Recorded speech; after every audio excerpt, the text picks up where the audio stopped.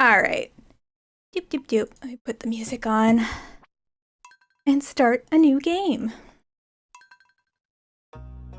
Ooh, okay.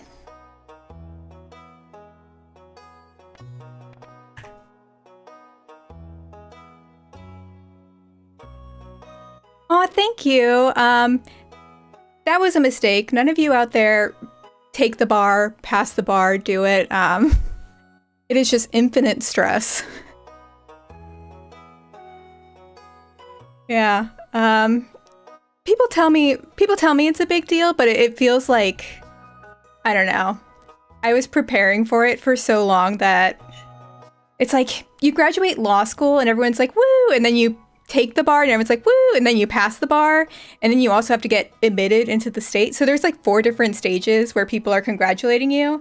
And if they don't know like how that all works, they're just kind of confused as to what's going on. And it's because it's made up. It's an illusion. I have not played Overwatch. I feel like see, the thing is I'm not good at like any sort of shooting game or anything that requires like me to have quick reflexes. That is not my strong suit.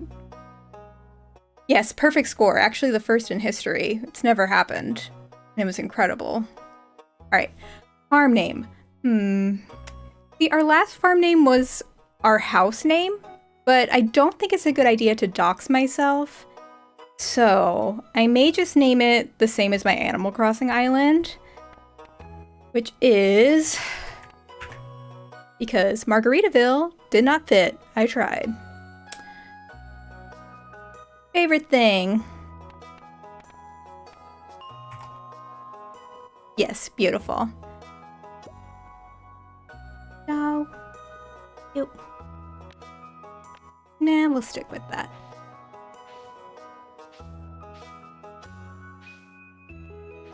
This is a vibe.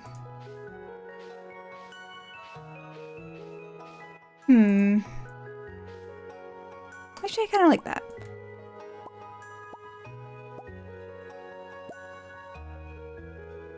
I think that just looks like Sid from Toy Story. Oh, that's cute.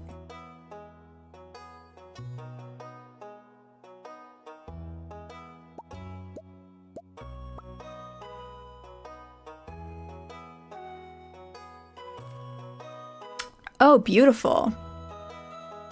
I do love that, but I don't know if I'd get tired of it eventually.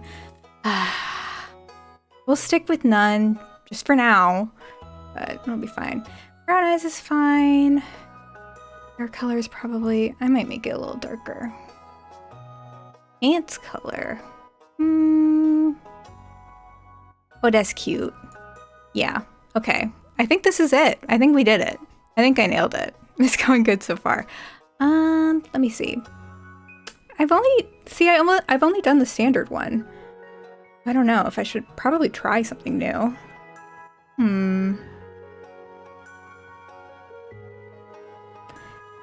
The mining part was the thing I was worst at, so I'm definitely not going to do that.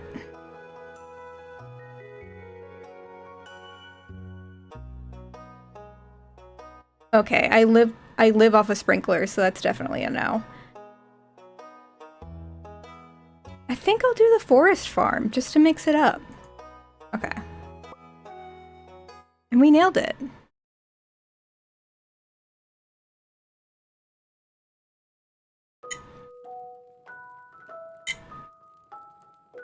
Oh, I'm a boy. Oh, that's okay. I forgot which one was the... I forgot which sign meant what, and I just went with it, but that's okay. I go by any pronoun.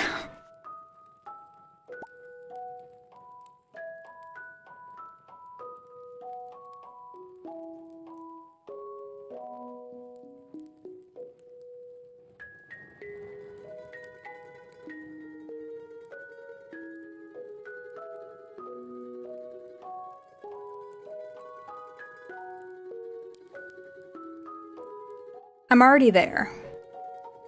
I am already there.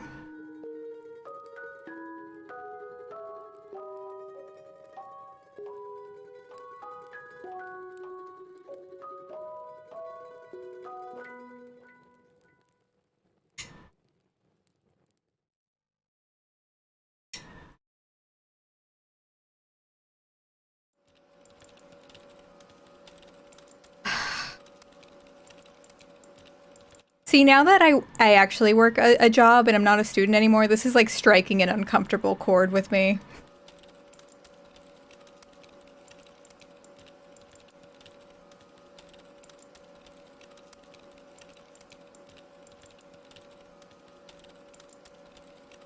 Yeah.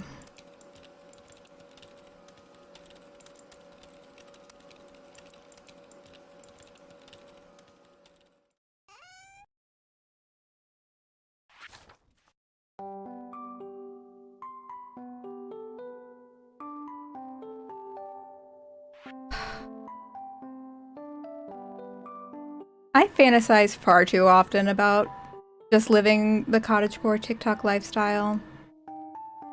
At least I can live it out in here. We will for sure say hi to Lewis.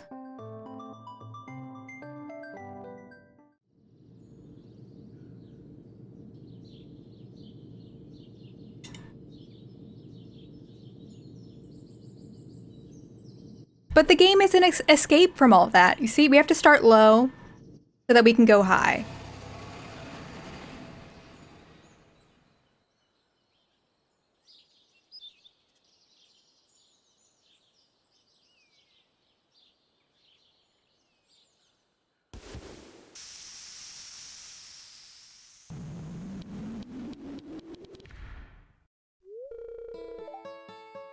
That's me.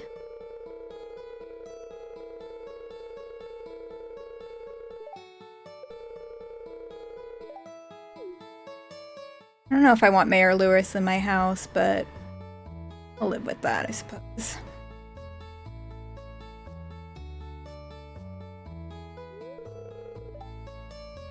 Yeah.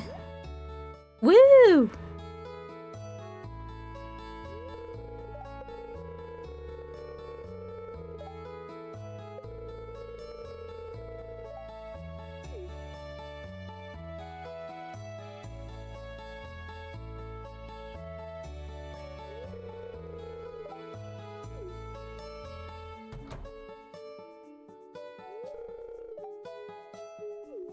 Yeah, see, I don't know if I want to know what Mayor Lewis was doing in my house.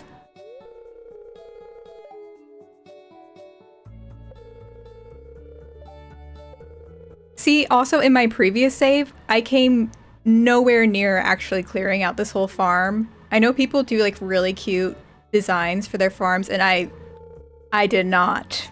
It was just the basics, just what I needed to survive.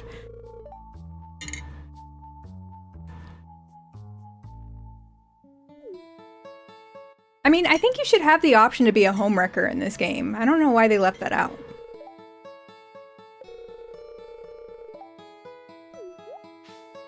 Rusty is my middle name.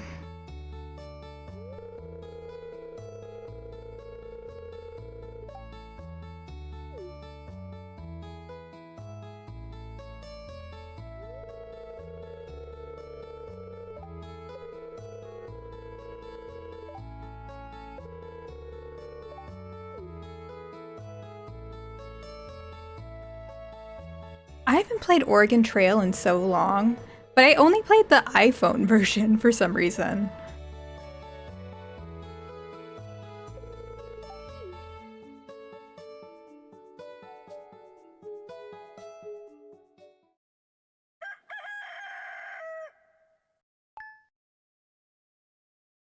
Nice. Oh, it's cute inside.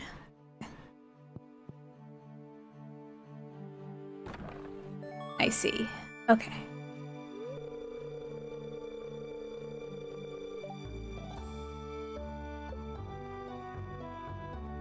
Alright, here's another disclaimer I'm throwing out. Since I played it on the Switch, and it was a while ago, I'm gonna take a second to get used to the controls, especially on the fishing, because I know I struggled on the fishing on the Switch version. So we'll see how it goes here. Oh, I should also plant my seeds. I was so excited to meet the people, I wasn't even thinking. See, being a farmer is more of my side hustle, you know?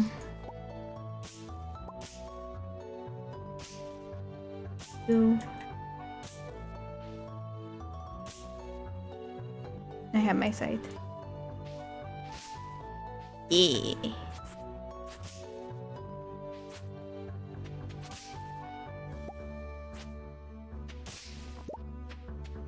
Alright, there we go.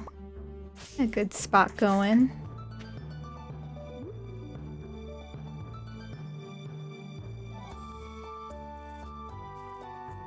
How do I need the... There we go.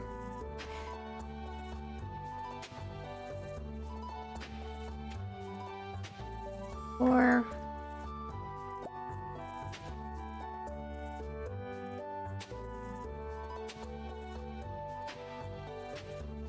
The way this is taking all of my mental power.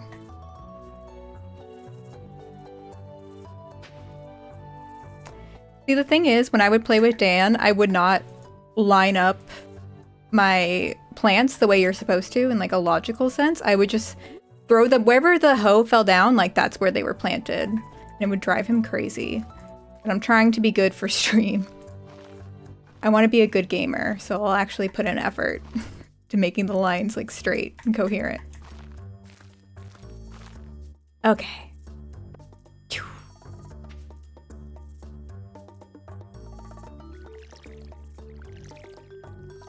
I can't wait to get the watering fountain upgrade. Oh, thank you, Mark.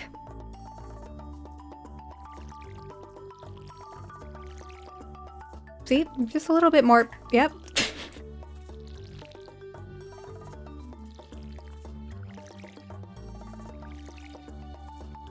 Yeah, see, I have ADHD, honestly. It's a little bit ableist of Dan. Not to let me do my thing. I live in chaos. And I suffer the consequences of that every day.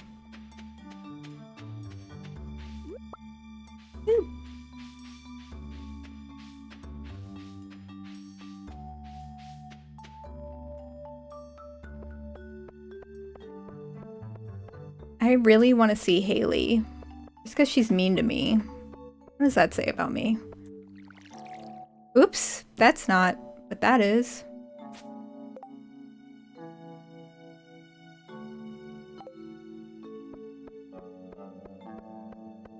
Where's Haley? So I can profess my love to her. Oh, hello. You're not Haley, but... Oh, I didn't even recognize that that was Penny. I thought that was one of the children.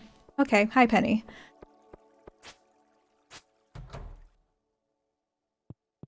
Scything around. There she is.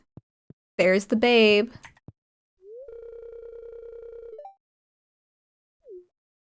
I'm in love.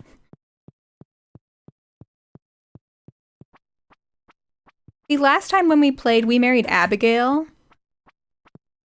Because, that was the one Dan and I agreed on liking the most. But if I'm being real, my heart was definitely... Okay, why are you judging? My heart was definitely with either Emily or Haley. It was a tough choice.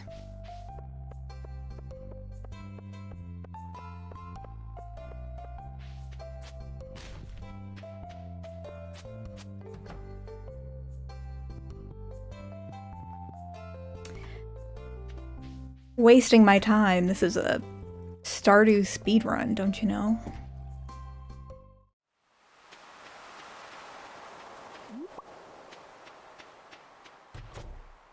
There he is, everyone's favorite.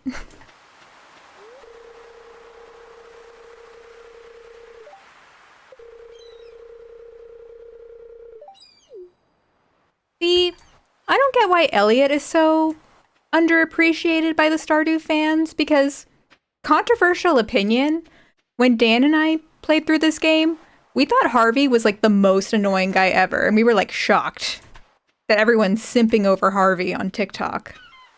Couldn't be me. I don't know.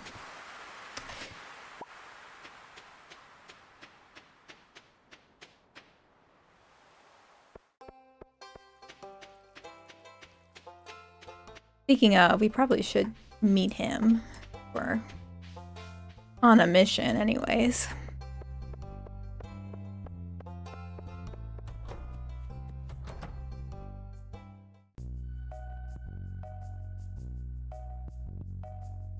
Harvey is the doctor who should be here, but nobody wants to work these days. Up here. Of course I'm not. I know. And apparently, even if you marry Harvey, he still pays you for medical visits, and I just think that's shady. Like, I don't get why everyone's so crazy about him. I will not. Okay.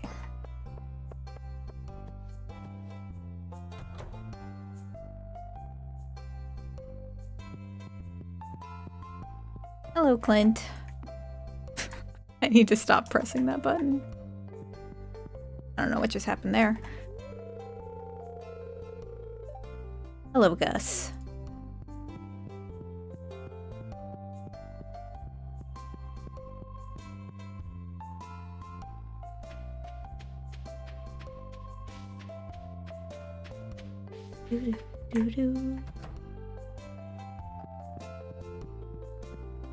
Hello, sir.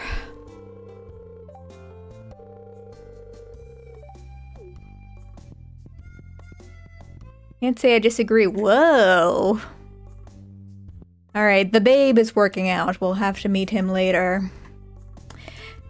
Alex is another one that I really didn't want to marry because he just, like, he gives me high schooler vibes. Like, he lives with his grandparents. And I mean, I guess people do live with their parents and their extended family into adulthood because economy. But he just felt like a high schooler to me. So it felt inappropriate to marry him.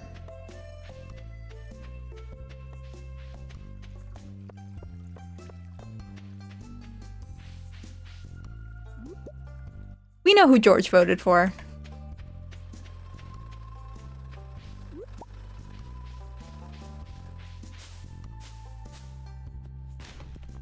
There we go. Woo!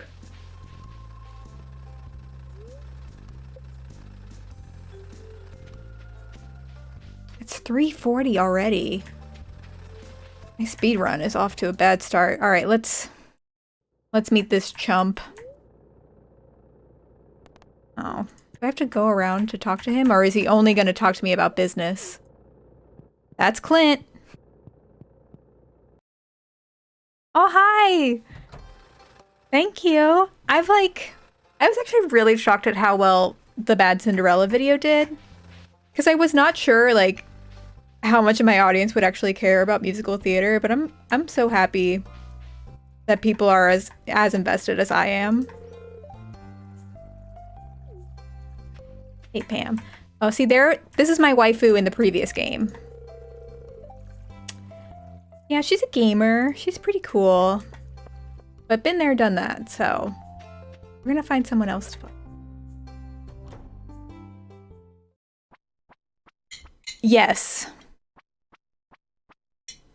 Blue Star, yes. The thing is, I kind of feel bad dunking on Andrew now, because he's kind of had a rough couple of weeks. And you know, I'm just like such an empath that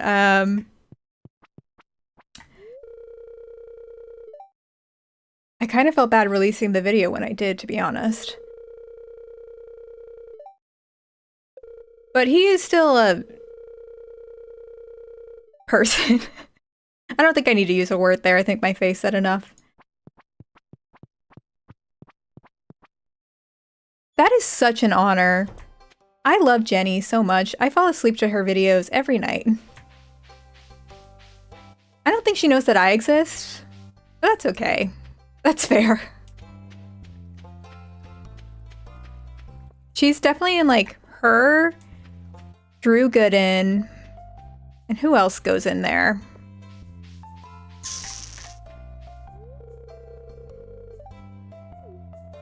Maybe Sarah Zed. I feel like are all, like, the people I aspire to be on YouTube.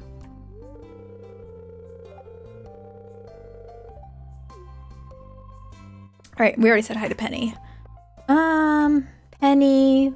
We haven't met the other redheaded lady, right?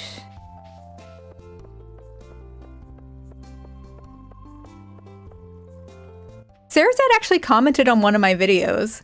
And she commented at like 3 a.m. her time, which I love. And then she, and then we never spoke again, but we're kind of best friends in my book. Yes, okay, we met her.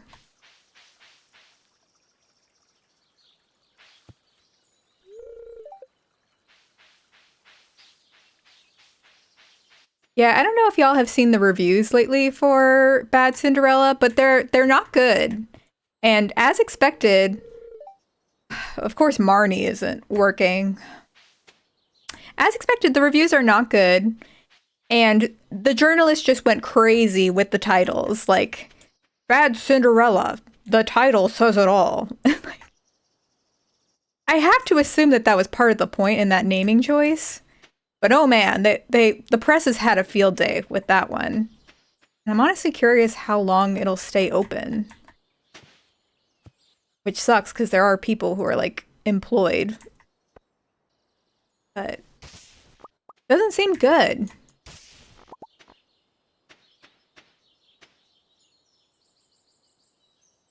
I know it's a lazy joke, but it's like the jokes write themselves, don't they? I remember Mickey Joe Theater said that the journalist should have done Bad Cinderella if the shoe fits. Because, like, the shoe? Yeah, I'm also over those adaptations. Yeah, I'll go to sleep at 8:20 p.m. That sounds about right for me. And Mark, yeah, I love YouTube. Like, I am a YouTube fan first. I feel like I really wanted to make videos for, I don't know, years. And thank God I didn't because none of that stuff exists on the internet. But I watch more YouTube than I do like TV these days, especially. So I'm very, very invested in YouTubers.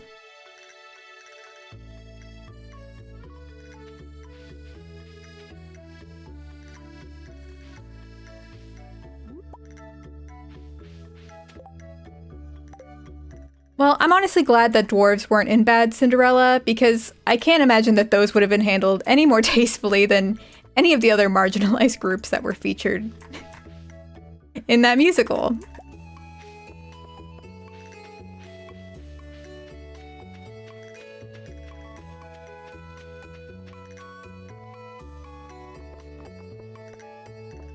Also, apparently, some of the tea I've heard is that Emerald Fennell, I was also mispronouncing her name, I think, the entire video.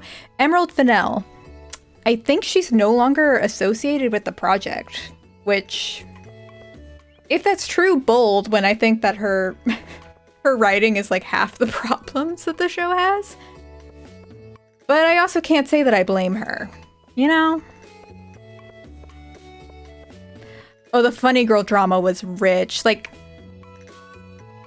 see, I was supposed to I have a chat overlay, and it's not working, which I'm kind of bummed about. But I don't really want to fix it midway through. You know what I'm saying? I actually think I can kind of see it like over here. I think it's too transparent to show up, and that's the problem. So I'll have to fix that. No, the funny girl drama was crazy just because that was literally like Glee come to life. My inventory's full. Oh, I haven't been watering. I forgot to water my plants. I was too excited.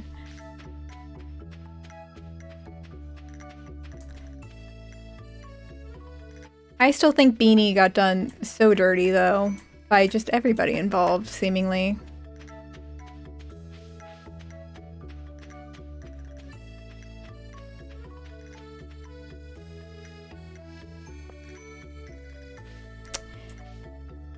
But at least, you know, Beanie got married.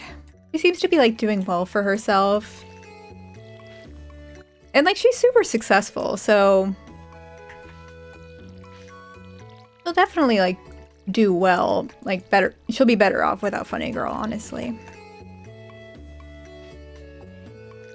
Thank you. This is welcome to my character arc.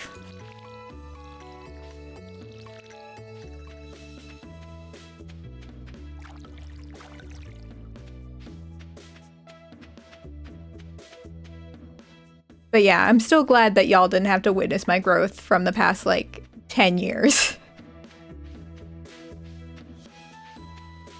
I remember when I was like 13, I would write out scripts for YouTube videos, and they would be, you know, Community Channel and how Dan Is Not in Fire would kind of do skits where it's like, ugh, when I have to do homework, like I would write scripts like that, and half the jokes would be stolen from other YouTubers because of course. And I never filmed them because I was too shy, and I think that's for the best.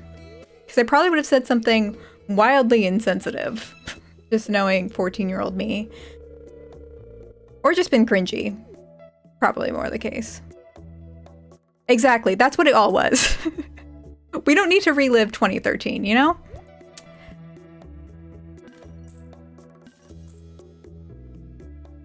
Bean starter. Beaned up.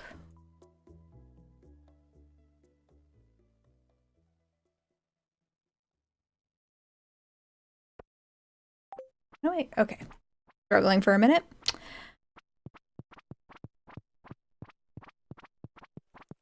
I did not see the YouTube phenomenon of H2O remakes, and I was really into H2O.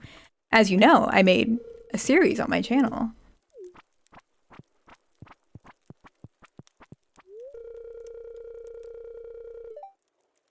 That's a read. Okay, Jody.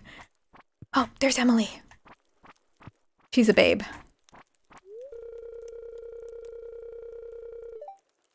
Oh, thank you. Yay. Yeah, exactly. Inspired. Blue Star, I'm looking this up like right after stream.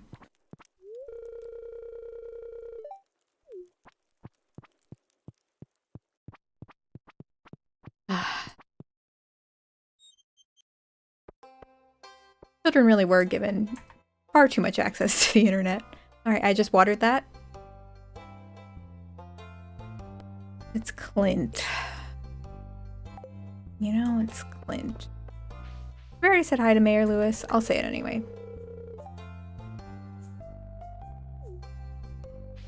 But that's my favorite kind of topic.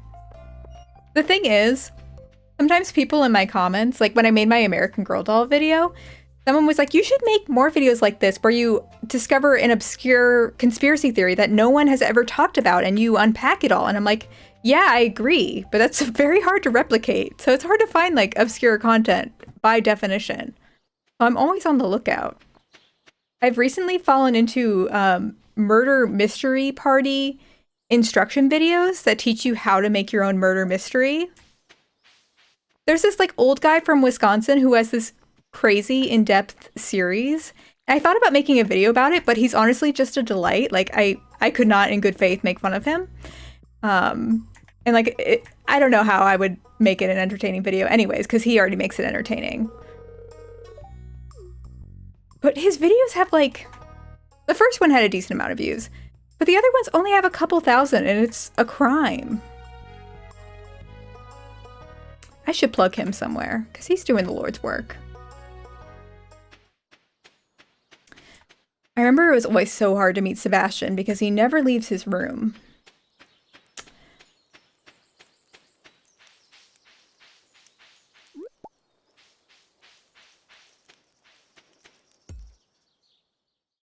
Nope. Not here. Oh, there he is.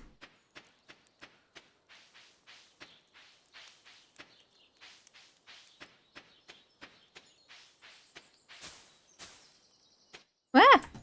Oh, thank you.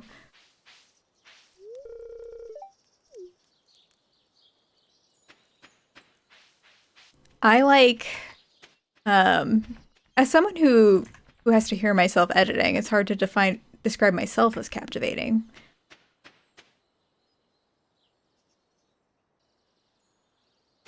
I appreciate that. Oh, the LPS toy series, those I've watched for sure. It's pronounced Izzy's, right? I always say in my head Izzy is, but that's definitely not how you're supposed to pronounce their username. but I think I confuse it with Iggy Is, like Iggy Azalea. So I say Izzy Is. They made a great video on Littlest Pet Shop and included all that stuff. And that stuff is high art. Same with like the Warrior Cats animations. Like, incredible.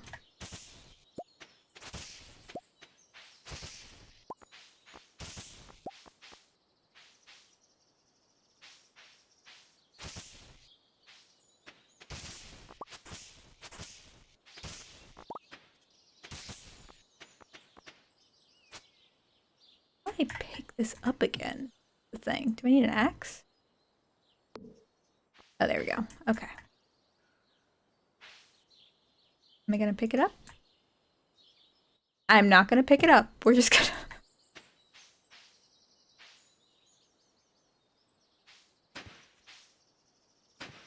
Excuse me while this takes all of my brain power once again.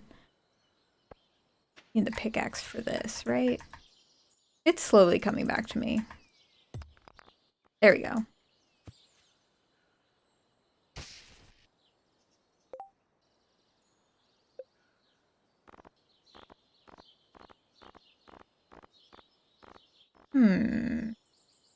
Okay, there it goes.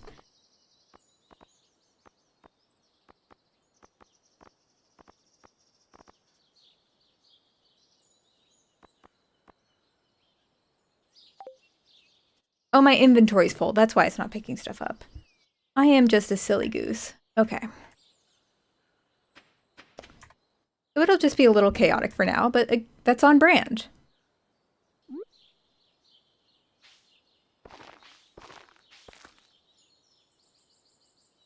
Yeah. I need to go sell some stuff. Slash, put it in the box. Oh! I meant to do that.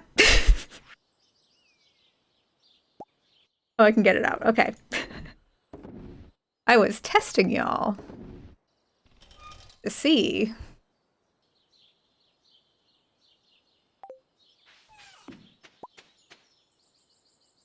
Okay.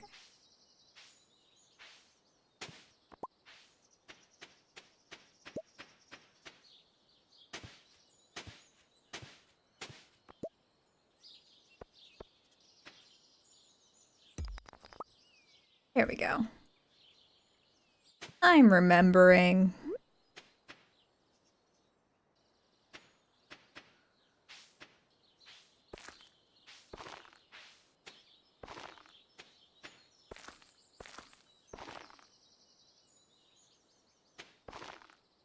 Go.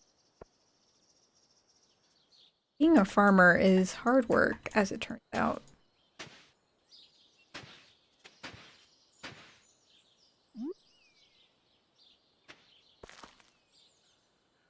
Beautiful. That's perfect. Just how God intended.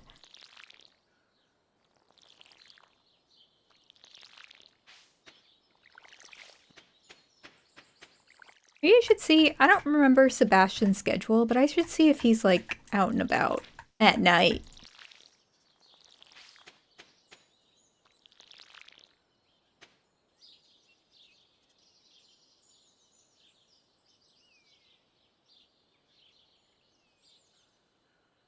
Oh, speaking of Nancy Drew games, for those of y'all who are interested, Her Interactive recently just announced that they're making a new game. And at first I was like, how do they have money to make a new game when haven't done anything in the past like 5 years at this point? But they're making a 34th game, and I think by the time they release it, Nancy Drew will be in the public domain. So I think they don't have to pay as much licensing as they normally would. And so they're making a new one.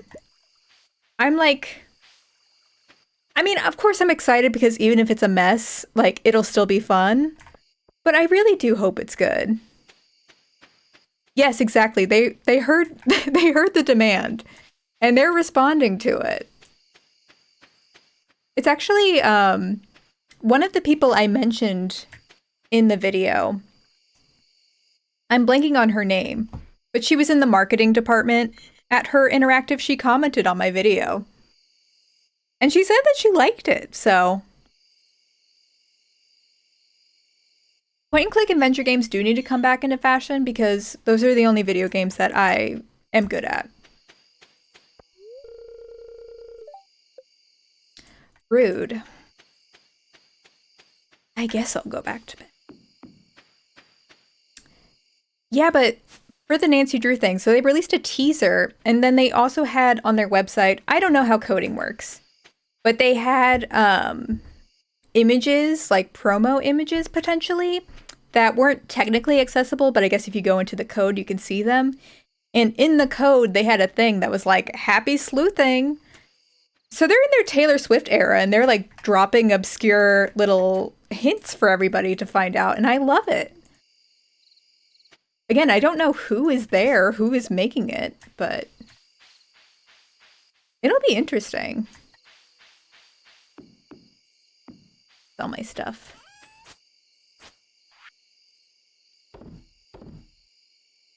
Probably shouldn't.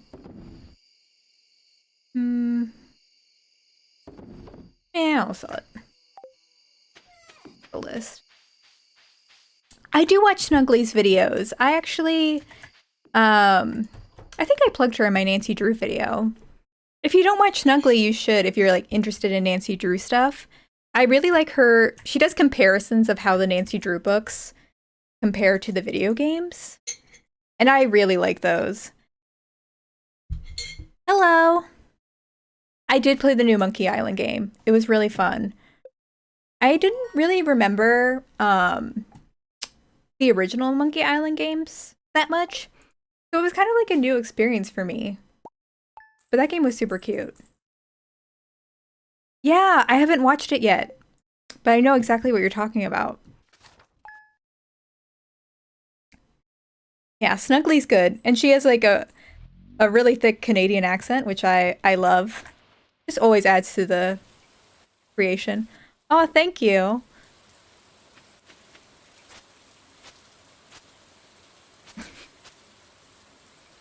Am I still one of your favorite content creators?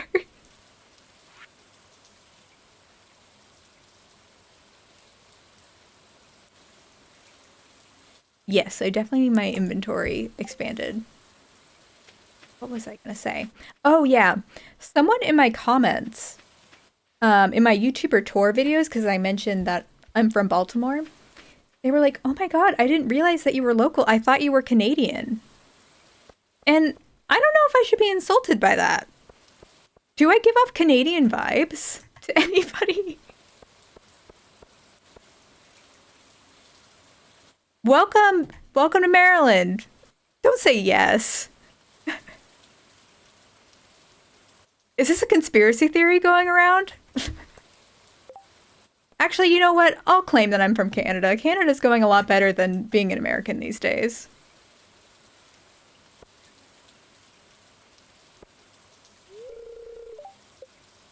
I forgot that he's closed on Wednesdays. Maybe it's because I feel the need to like put disclaimers on everything that I say. I try to be nice. I don't know. I'm not Canadian, so all I know are the stereotypes. So I don't really know what else it would be about it. But yeah. Don't show up at my house, but I do live in Baltimore. And I have for a while. But I mean, I've lived a couple of places, so I'm not like born and raised from Baltimore or anything.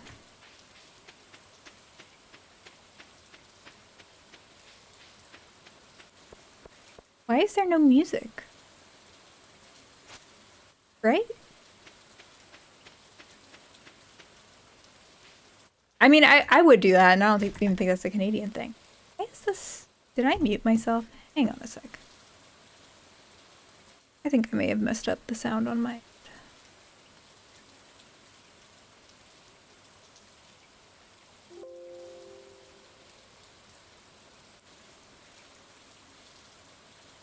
The Baltimore weather, don't you love weather chats? Baltimore is really chaotic because you get the cold winters, but you also get... No one wants to take my business. But you also get the really hot, humid summers. It's like, we're right in the middle of America in like terms of like north and south. So we get the best of both worlds, you could say. Except it didn't snow this winter because of global warming, I presume.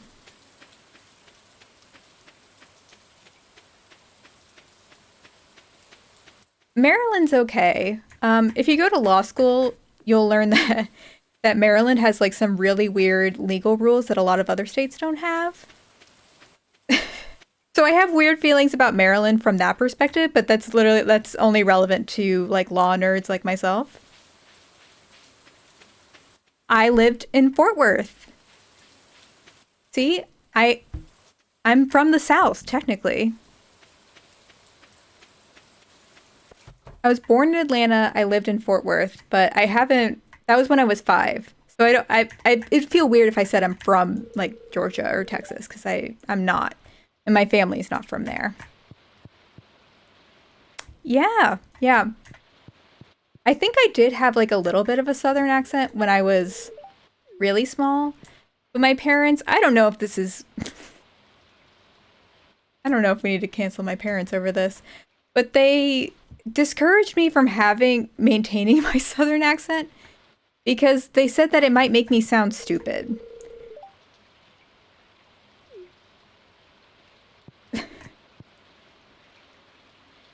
I don't know if they still stand behind that statement.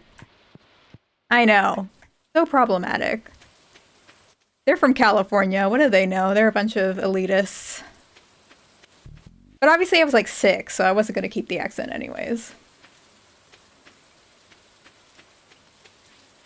I know. I wish my parents had a Twitter so that you all could speak to them individually.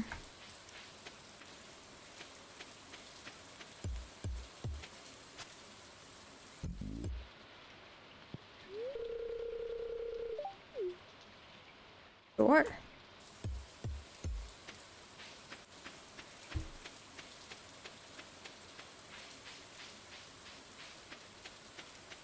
I love California though. See, like my my parents are both born and raised in California, and that's where all my extended family is from, basically. And not all of them stayed in California. Some of them went to like the Northwest, the Pacific Northwest. And so I go to California like every year, but I've never lived there myself. So it'd be really weird to say that I'm Californian, right?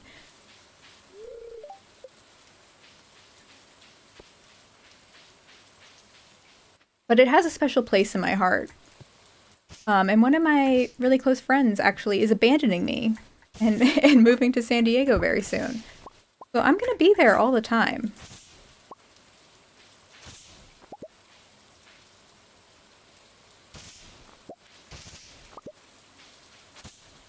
My boss is also from New York, and he says huge with no H. And I just keep quiet because he is my boss. But it makes me laugh every time.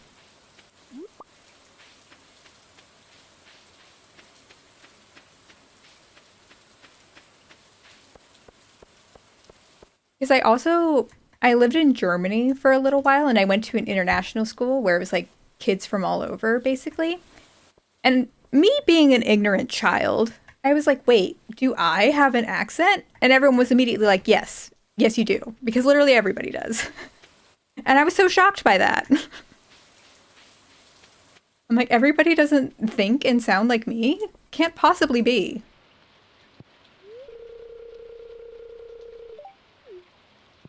True. I should buy some things so I can romance people. Because that's what I'm here for.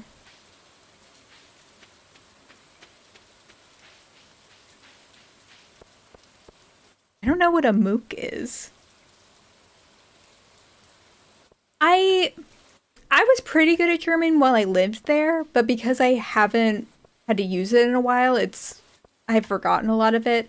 I thought I remembered more than I did, but I went to Germany this summer after I finished the bar. And I could order food, but if like the waiters went off script, I was useless, you know? I could understand things, but like the conjugation, the grammar, I had totally forgotten that. And it's sad, because I feel like speaking two languages is such a useful and undervalued skill.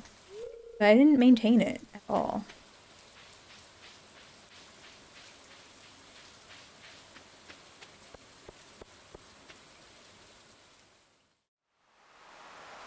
Goose is nearby. I think he's sleeping. He must be. I gave him a new toy and it was squeaking like crazy. And so I didn't send him out there. The door's open. But he went out there to chew the toy and I think he fell asleep. So he should come back. Actually, he just reminded me. I'm gonna see what he's up.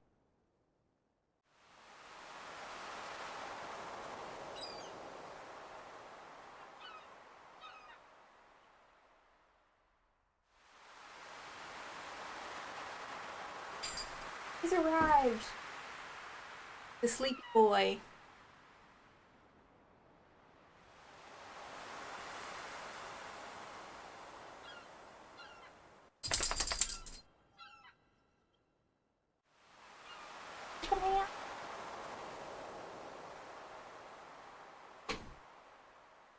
The stove.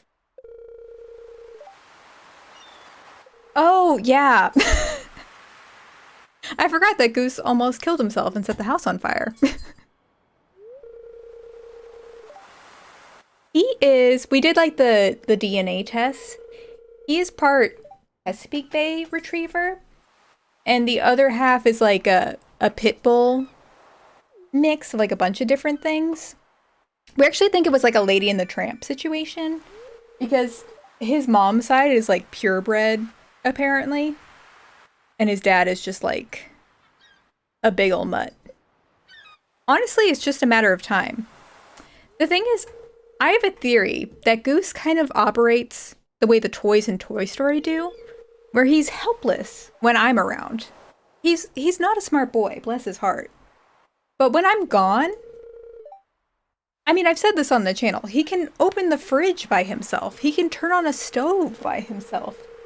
He can, like, get into a trash can that has a baby lock on it. When he's by himself, he has, like, a will to survive that I cannot beat.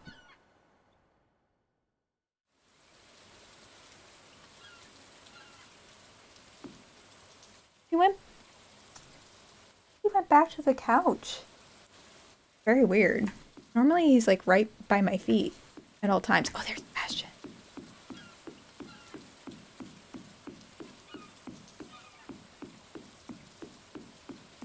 I believe in Goose. I mean, you don't have to be smart to pass the bar, and that's the tea.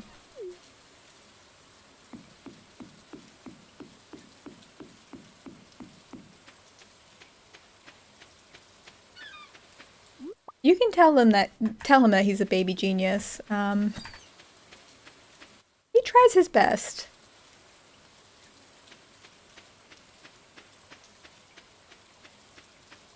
What he lacks in brain power, he makes up for in love. And that's what I'll say. Oh, sweet boy.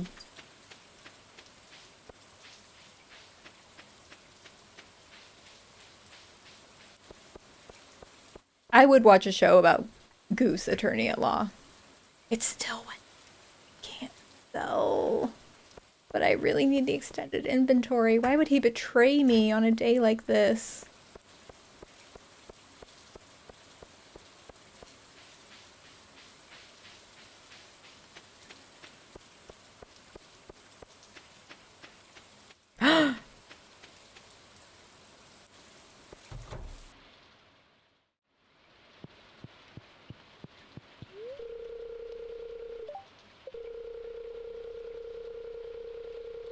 $2,000? I'm poor. Yeah, I need to... Okay. I need to put this stuff in the box. And I need to get on that grind set and start farming for some stuff so I can have more money. The Tiger Woods one is up there, actually. Kind of sad that it underperformed. My favorite one is probably the click video. Even though that's not really the kind of thing that I make usually. Like I haven't done a ton of reviews since that time. But the click is it's such a crazy series that like it writes itself, you know? Like I didn't have to come up with jokes. The jokes were already there. It's such a crazy series. And like I had the cocktails, the Sandra Lee cocktails, which y'all should try if you want to black out on a Tuesday night. Who doesn't? The Nancy Drew one was one I wanted to do for a long time. Yeah, the cocktails made the experience for sure. I don't know if I could have gotten through that one without cocktails and Goose at my side. My other favorite one is probably my Brick Crew video. I haven't watched it in a long time, but I feel like that was the first one where I was really confident in my like script writing and video ability. I'm honestly honored that you fall asleep to the click video. But the Brick Crew one, I really liked because before I made that video, I mean, not to brag, but there weren't a ton of people who had like put all of that information in one place. And you know, I felt like I was funny. I felt like it was good content. I was like really proud of that one when it came out, and that was when my channel was still really small. So I think that one. Oh, I feel like it depends. If you look at my early stuff, I wouldn't even write a script. I would just do bullet points. But lately, I script most of it because, I mean, that's why I was really nervous to do Twitch streaming, honestly. Because, oddly enough, like, I was always really good with, like, theater in school and doing, like, mock trial in undergrad. But, like, speaking in front of a court just, like, without a script, or, like, speaking on camera without a script is really intimidating to me because it's like, oh, I can't control this. So I do script pretty much all of it. And there will always be like at least a couple of things that just come through in the moment. Or there'll be things where I'm reading the script as I'm saying it out loud and I'm like, oh, that just like doesn't sound like a thing a person would say. So I just like don't say it, you know? I say and like even with a script too. That's the problem. That's why there are so many cuts in my video. It's not because I'm like trailing off. It's because you would get tired of the amount of times I say like and just in casual conversation.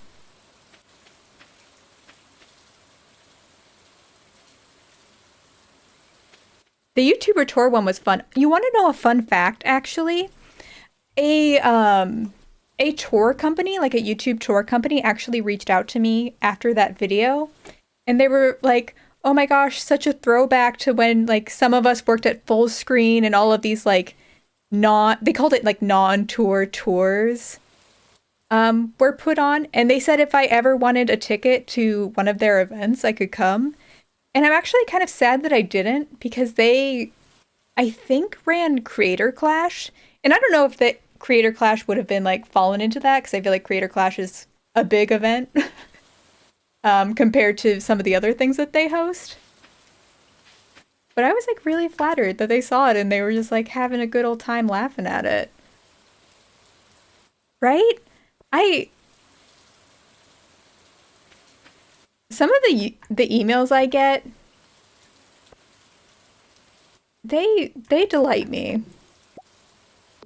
And it's always interesting because I don't usually get emails on every video that I make, but there's a couple of videos that get like a really strong response to where I actually will get emails to my business email.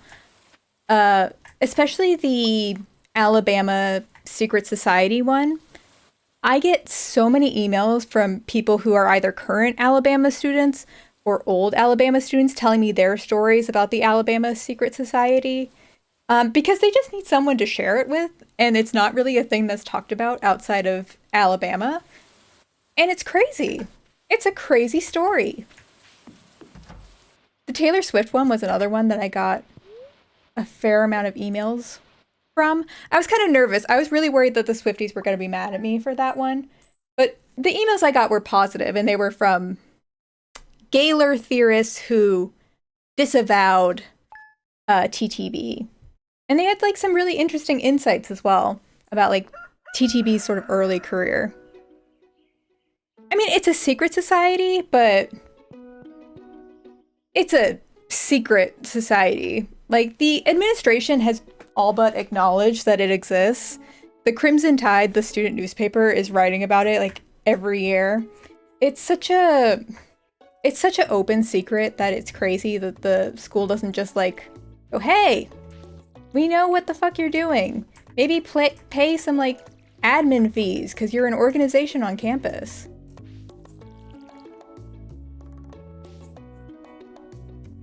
I'm sorry. I will say, I'll say my sister went to Alabama and she met some lovely people, but they were not in Greek life at Alabama, to be fair. I don't really know about.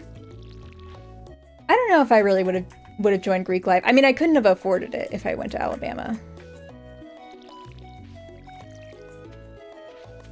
But it's one of those schools where lately, it used to be like all Alabama kids and only Alabama kids. But they give a lot of scholarships to out-of-state students now, and that's why my sister went. And so the culture is kind of changing, and it's getting, from what I've heard, a little bit more progressive. Because people go, what the fuck are these fraternities and sororities, and why are they segregated in 2013? That's crazy, which it is. And I think if they didn't have out-of-state students, it probably wouldn't have changed. Honestly. Is that, maybe that's unfair to like people from Alabama, because like half of Alabama is also black, and I'm sure there's been plenty of activism before that, but the administration only listened to out-of-state white students. Let me put it that way. Yeah, it's not that people weren't speaking up about it before. It's just, you know, they care about certain people who speak up more than others. Racism is bad, folks. You heard it here first.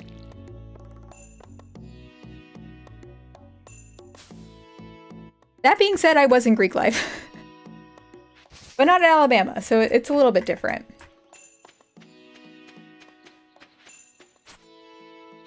But my chapter actually was, I think, the most diverse Greek organization on campus, or like out of the social sororities. There are specifically like diversity focused fraternities and sororities, but I think ours was the most diverse social one, and I was actually the diversity and inclusion chair. So it was kind of my job to ensure that it remained like an inclusive environment for people. And I remember one of the events we did, I would have people from my sorority would come and bring like dishes from their culture and talk about the significance of it, and we would all like share it together. Or we would have socials with some of the like traditionally black sororities and fraternities on campus. We had some traditionally Asian sororities and fraternities on campus that we would talk to.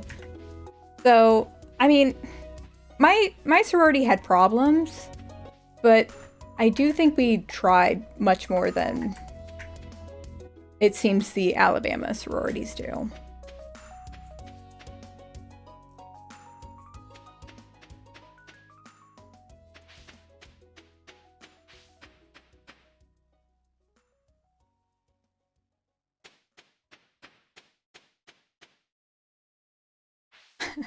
The way I planted this, I just can't, I don't think I can water that one. Oh, there it goes. Okay. Should probably get some more seeds, but I should also probably put down some trees so I can make more money.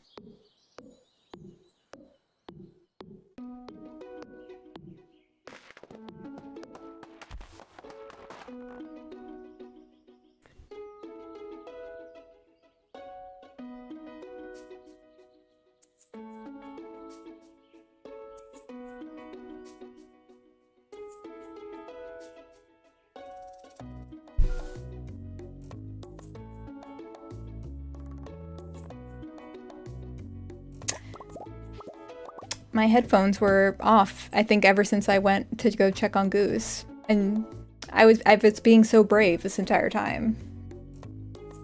Now I can hear the good Stardew Valley music vibes and I feel strong again.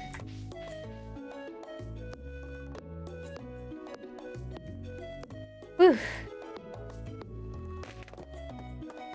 I feel like that guy on TikTok who seductively cuts wood. Me.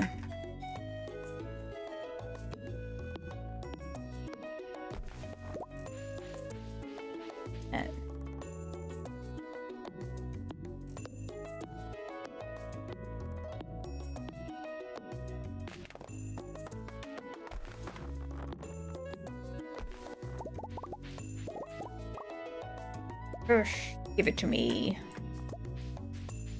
I am the Lorax now. Probably carry these rocks. My inventory's full again. Would be nice if I had an inventory extension, but I'm too poor, I guess.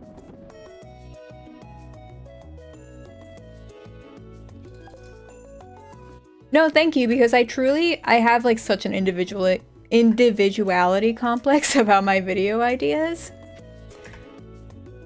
And it's like, it's not like I'm the only one to talk about some of the things I've talked about on my channel, but I'm like, I don't want to just like rehash things that people have said a million times before, you know, because those people have either said it as good or better than I said it anyways.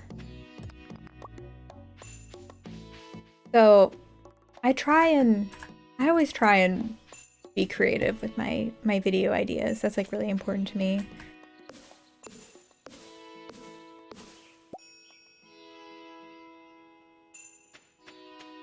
No, same. Actually, same. ContraPoints just recently uploaded a video about J.K. Rowling, and I don't know if y'all have heard, but she recently started a podcast about how she was canceled for being transphobic called The Witch Trials of J.K. Rowling. And ContraPoints' video is about that topic. And you best believe that is what I will be watching. Is it good? ContraPoints hasn't uploaded in a while. You can't make it up. And it's with a former Westboro Baptist Church member who has like disavowed the Westboro Baptist Church, to be fair. But from what I gather, she seems to kind of have swung into like the libertarian route. Like the pendulum sort of swings in the opposite direction, you know?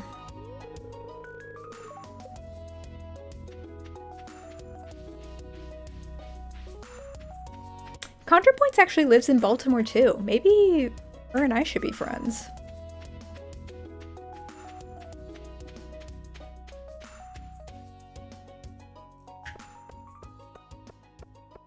Yeah, I don't know if y'all heard that they're rebooting the Harry Potter series. Hi, Bree! Yes, exactly. Collab. I'm waiting, ContraPoints. They're rebooting the Harry Potter movie franchise. First of all, they're renaming HBO Max to just Max, because that's what the people want, I guess. Slash they are forming a monopoly, so I guess that's what they do. What was I gonna buy?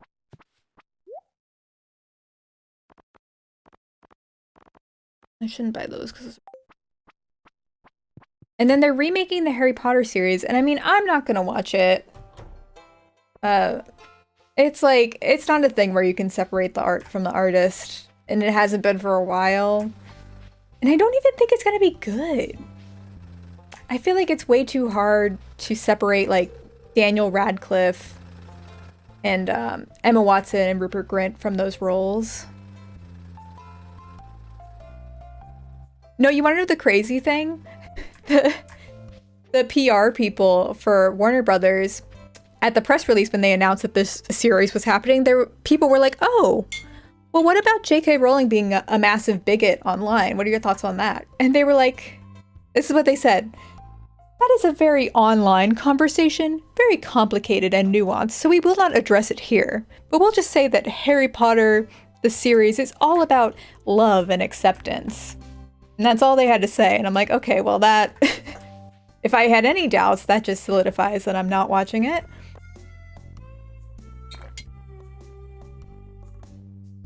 Yeah, that too.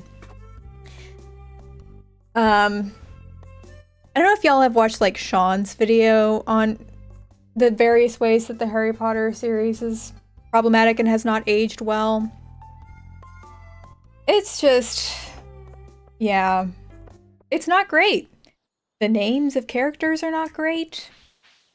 The goblin thing is not great. The fact that they chose to put that in the Harry Potter game is not great. And it makes me sad because I actually have a tattoo that's like the Deathly Hallows and the Triforce from Legend of Zelda, like on top of each other. So it's not exactly a Harry Potter tattoo, technically. But I got it because I'm like, oh, well, these were the books that were most important to me growing up, and that was the game that was like really pivotal in me growing up, so I got them together. And now I just like feel like I need to get it covered up. This feels weird to have that on my body, but you know. You expect, on some level, that people aren't just gonna, authors specifically, aren't just gonna voice awful opinions. And of course, like, I was a child when I read those books, so my perspective on how those books were inclusive or not inclusive has changed since I got that tattoo. I was like literally 18 when I got that. I'm so looking forward to Tears of the Kingdom. And the thing is, I know Dan is gonna play it. So I was like, Dan, are you gonna play it on my Twitch stream? Because we usually play that sort of game together. I'm really excited for it. I mean, I will say, hot take, but open world games aren't my favorite. I kind of get overwhelmed with choices. But Breath of the Wild had like some really cool puzzles. And I really like the direction that the series is going in like overall. And there were so many other good things that like the fact that it was open world wasn't that big of a deal. You'll be Goose, even though you're a cat. That's not it.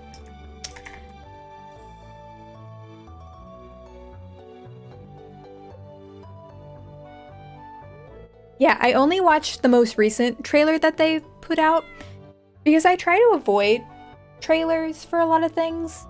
Because the last thing I want is for my expectations to be like, I don't know, I guess too high and let me down. That's not going to be the case with Tears of the Kingdom. They have like the best people working on that game.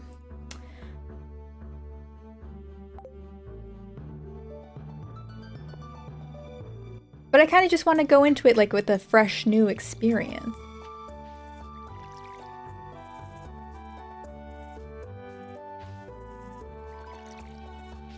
And I also kind of love, oh yes. Oops.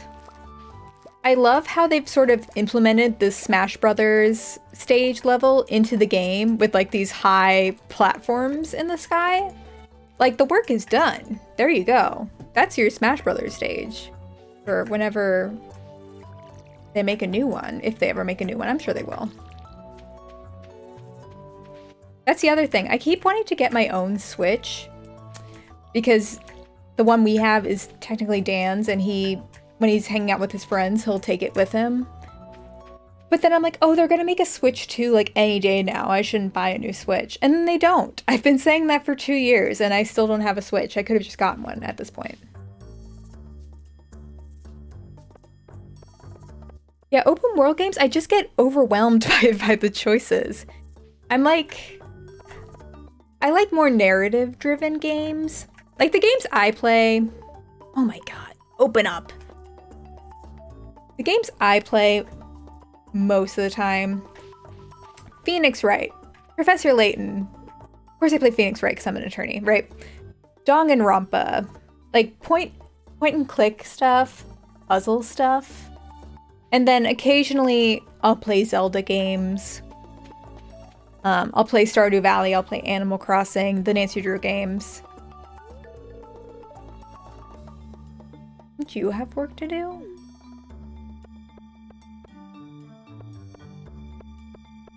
I forget what I was saying, but I'm sure my point was going to be that I'm not very good at open world games because I don't really have like that video game instinct. Like I didn't really get into playing video games besides point and click games, which are like a very set skill set until I was older.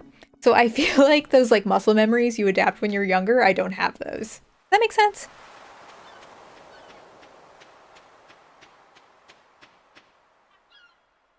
As an attorney, do I view Phoenix Wright in a different light? I mean, I think I always thought it was kind of silly. It's, I mean, the idea of people getting arrested and then having a trial the next day, and that trial being, it can't be longer than 3 days. It's just, I mean, it's mostly bad, but it is crazy. And like the rules of evidence don't apply. You just say whatever.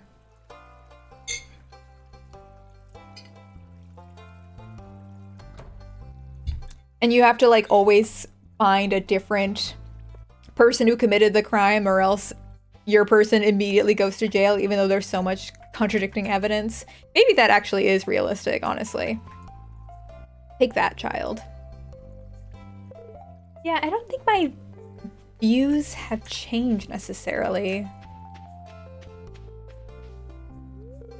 I remember MatPat a while ago, like years ago, made a video about Phoenix Wright, and they're like, Phoenix Wright is actually the villain because he picks up evidence before it's been investigated by the police and contaminates it and presents it without the prosecution reviewing it. And I'm like, yeah, we've been new. We've been new, MatPat. It's a game. You know, there's some creative license you have to take.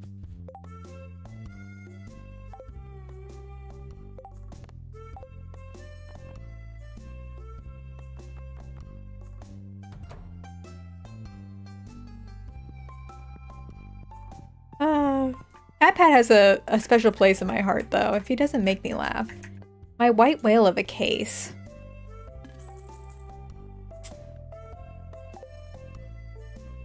That's hard. Because the thing is, if it's about an issue, if you're representing a client and it's about an issue you deeply care about, sometimes that can be worse. Like when I worked at the National Association of the Deaf in law school, part of my job was to work with deaf people who had experienced discrimination in some sort of way. And the worst part of that job, 100%, was having to go to people and be like, I believe you. You experienced something awful. But the cost benefit of you suing in court is not worth it. You know? That like really sucks. Whereas now I work in construction law and pretty much everybody I work with are millionaires trying to get money from more millionaires, and to me, like, that's just money. The stakes feel much lower. And so in that sense, it's less stressful, but it's also less interesting in that way because I'm not personally engaged with like the topic.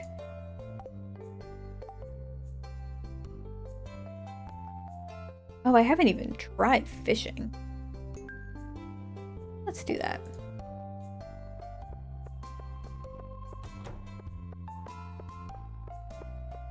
Yeah, I mean, I think there is a reason that every lawyer you know has told you not to go to law school and not to be a lawyer.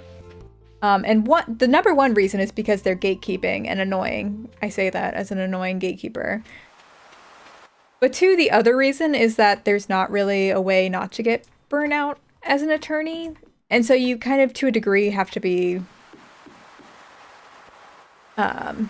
accepting of that fact as part of the job. Hang on, I'm focused on the fish. Oh, whoops.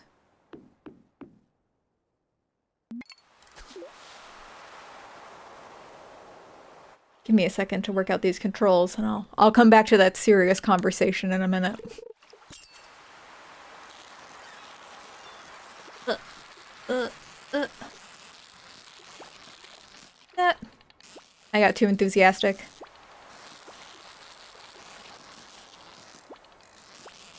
Oh, I'm so close though. Okay.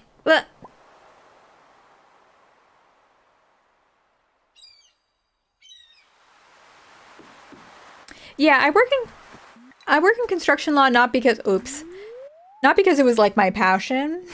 Um, but because I kind of inadvertently chose the worst time to go to law school. Like there was a pandemic and then the economy crashed, so I'm told. And so a lot of law firms, normally you get hired through internships you do your second year of law school. And most of the law firms that I applied to either canceled their first year internships, and so they gave the first year internships a second year internship, or they reduced the size of their intern class, or they just recruited at like Yale, Georgetown, before they even got around to interviewing me. So I went in fully expecting to have a job by the end of my second year, and that didn't happen. And I was like, I'm smart. I do well. I should have a job by now. And so I saw the construction law firm that I work at, and they're like very nice people, and they are very smart, and they do like a good combination of like litigation, like stuff in court, but also like contract review. And it's the kind of field where you have to learn a lot and it's challenging. And I like that. Like in principle, I like that, even if I'm not so interested in the subject matter. So that's kind of how I ended up in that field. And most of the people at my law firm did not set out to be construction lawyers. That's just kind of a thing that they fell into and they ended up liking it.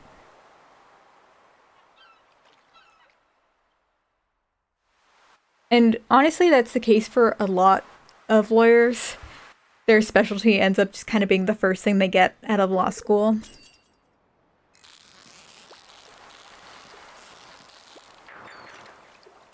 I am failing at this. See, I don't really think I had a vision of what I wanted to originally, which is a problem. You should not go to law school just because. I went to law school because I knew I wanted to help people. And I was like, well, something in the public interest, either with the government or in a nonprofit, that'll be good for me. And again, it's like I said before, once I got to law school, I realized like, oh, mentally that is a lot of pressure to put on yourself. If like you're a public defender, someone's ability to exist like in a free society is on the line to some degree. And that's a lot of stress to put on yourself.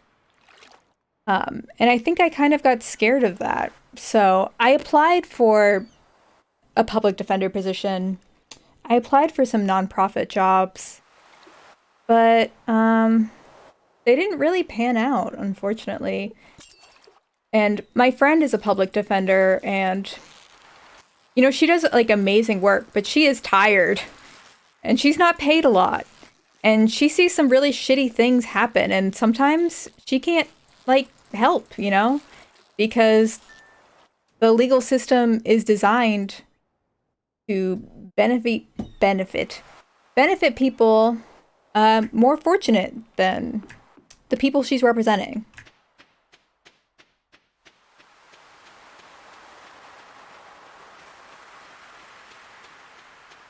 Yeah. So like that's kind of the thing I like more about construction law is that, you know, it's not a life or death situation.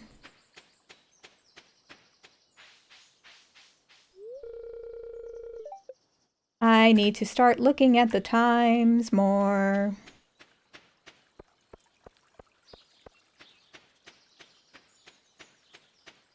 Yeah, like when I went to law school, I think initially I thought I would be doing like death penalty appeal cases, and I wasn't really like visualizing what that would actually look like. And I think I kind of came to the conclusion that I want to support those people financially, like donate to legal advocacy groups and like do pro bono where I can, but like not be fully into that world because I don't know how sustainable that would be.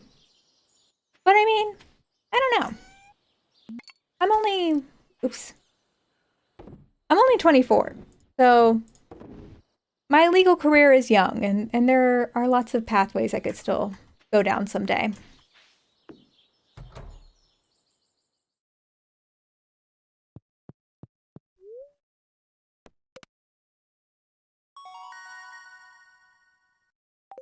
See, that's the other thing. I'm too much of a leftist, I think, um, to work in that kind of field.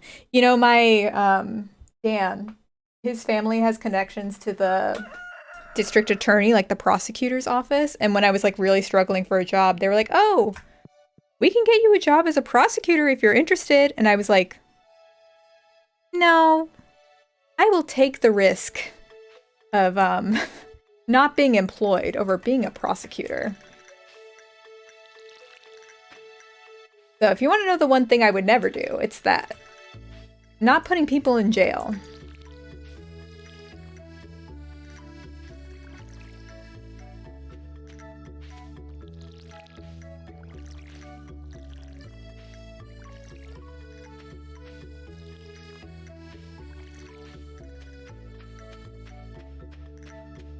Yeah, guys, I still have like some level of morality left. Law school didn't completely take it out of me.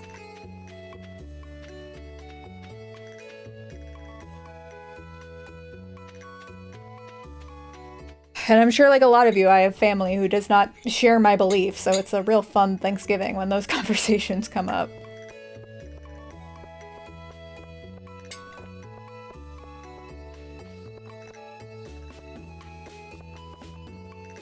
I'm almost at 2,000.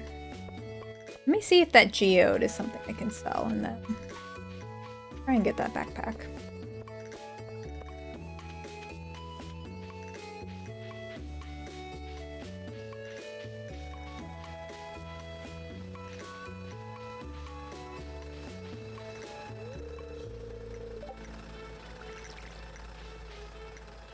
There's a clock available to me. I don't have to keep doing this to myself, but I do it every time.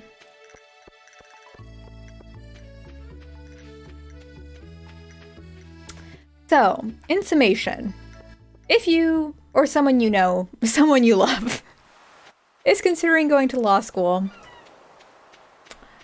just let them know, or let yourself know, that if you don't know what you want to do with your life, but you know you want to help people, and you know you're smart, there are a lot of other avenues that can fill that desire that are not law school, and that are not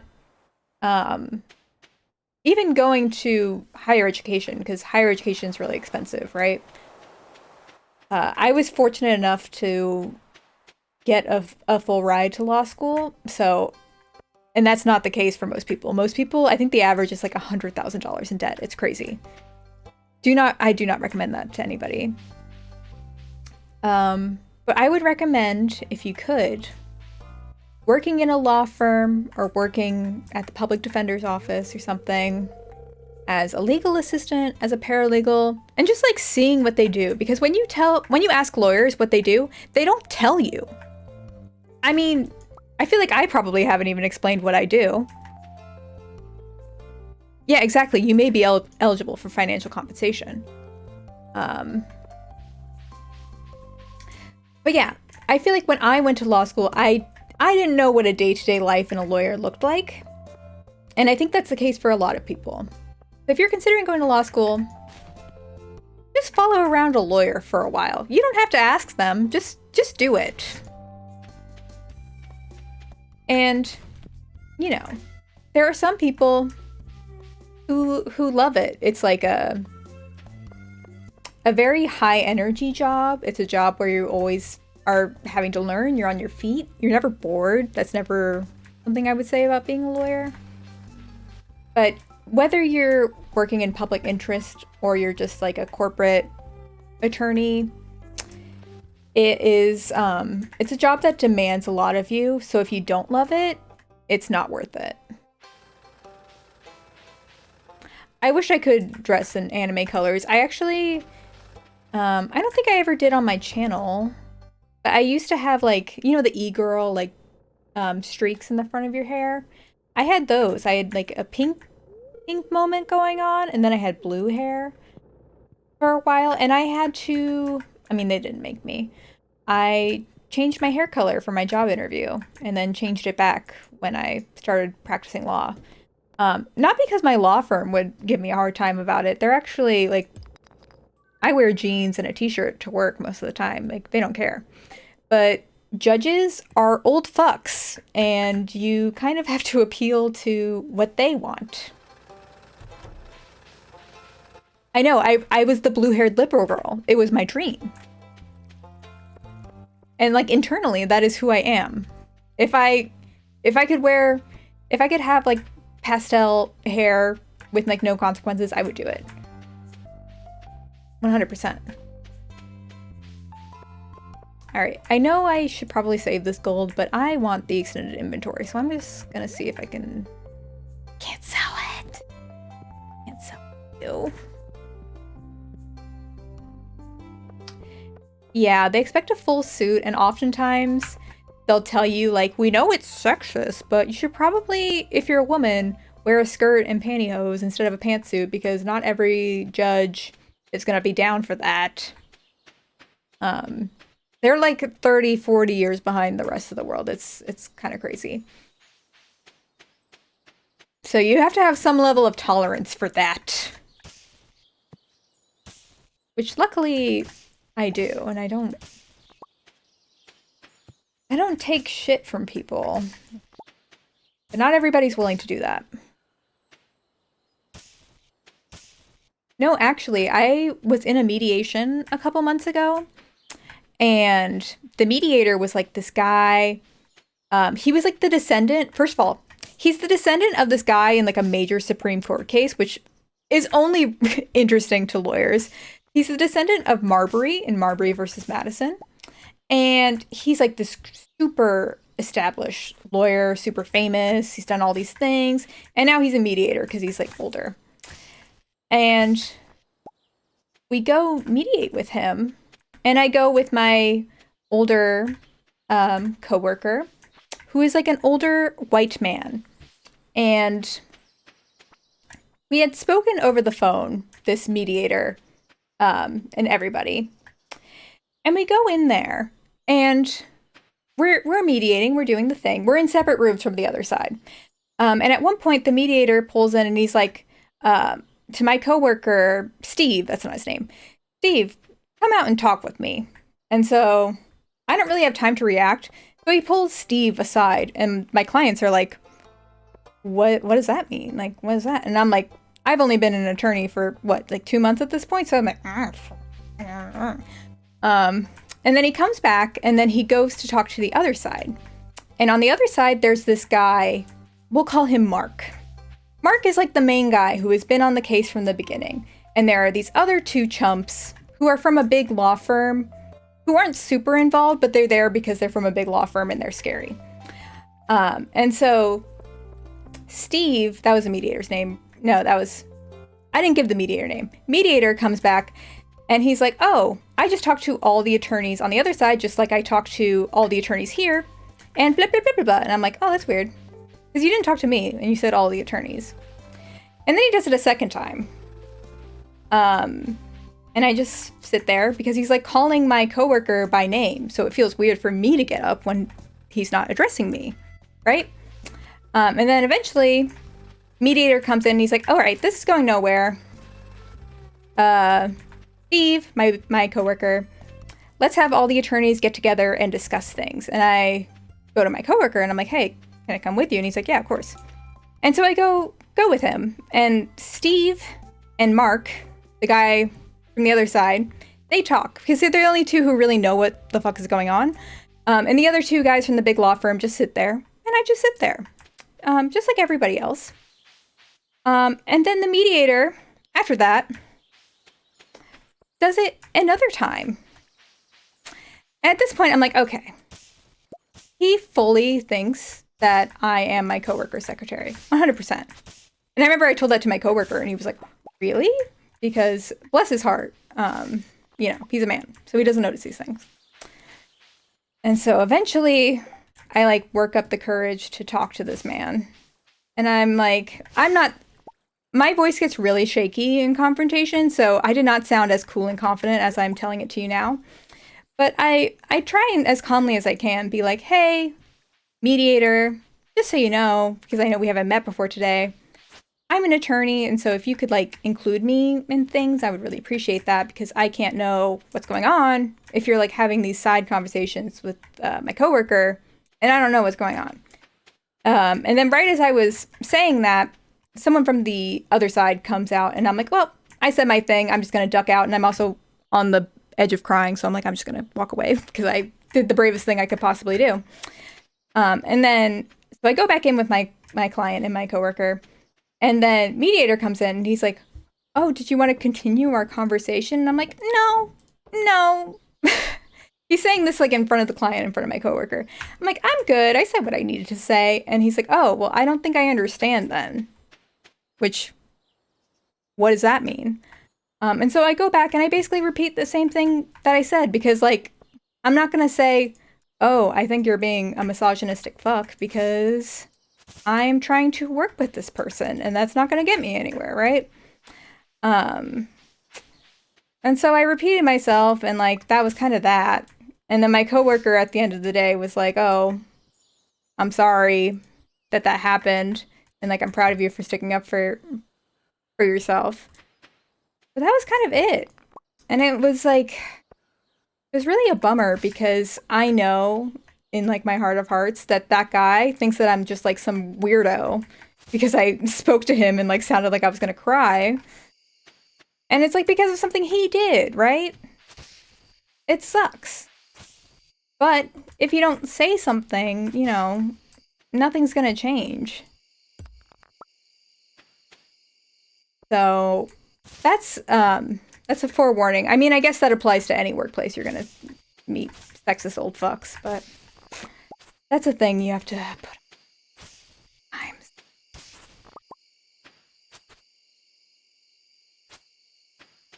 Yeah.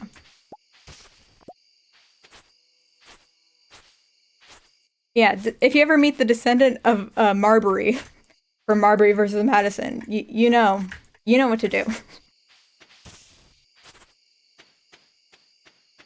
It's fine.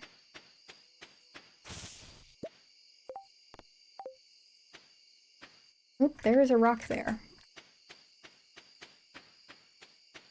I know, I really need a name for my, not fan base. Fan base sounds corny. Hello?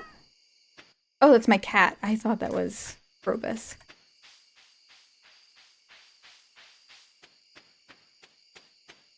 Community? Uh, sure. We'll go with that. See, the thing is, I'm not like Fundy Fridays where like Jennanites just rolls off the tongue, or like the Jake Paulers. There's not really a fun way to incorporate my name into a fan name. But if someone has ideas, I'm open to it. The Cult of Goose is accurate, actually. With my cat.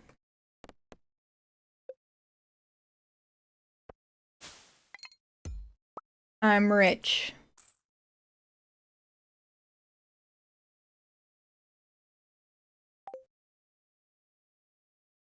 See, if we... The thing is, it doesn't take much to make me cry, to be fair.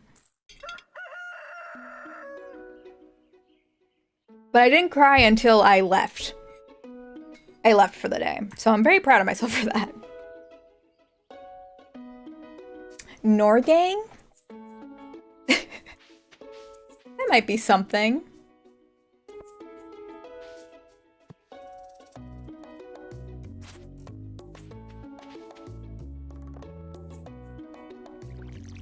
No. Maybe, I don't know if I'll take Dan's last name, but if Dan and I got married, maybe his name would be catchier. Because his name is more fun. I probably shouldn't say it because it's not my last name.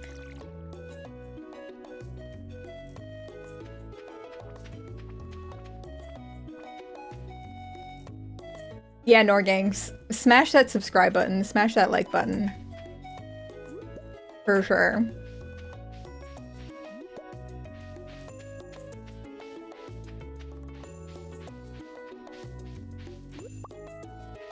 Okay, I have enough money. It is not Wednesday.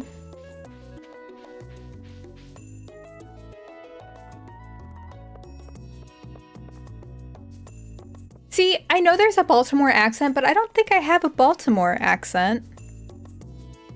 Asphalt. No.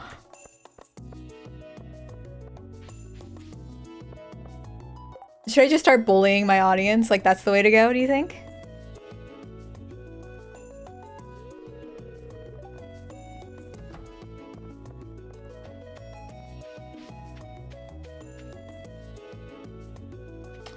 Where's Lewis? It's his birthday.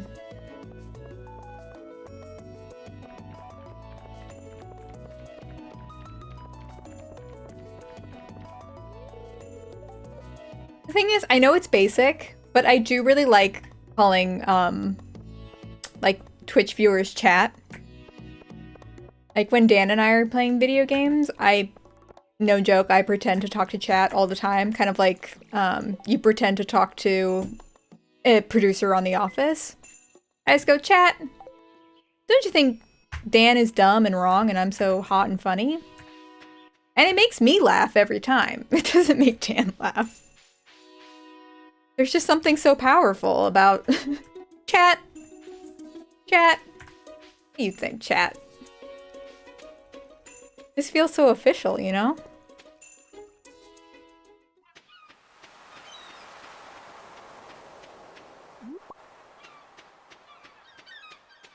Thank you, I try to be low-key adorable.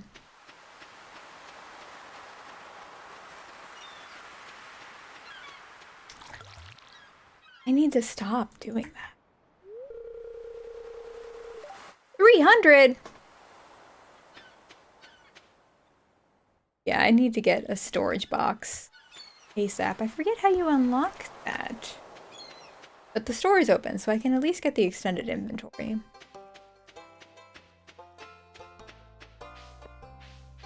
Yeah, this is a speed run if you account for,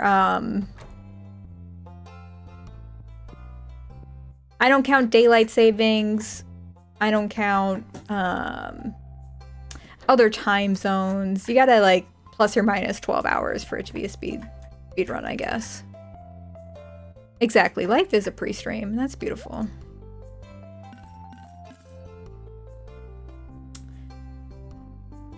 What day? Has it been a week? I still have time.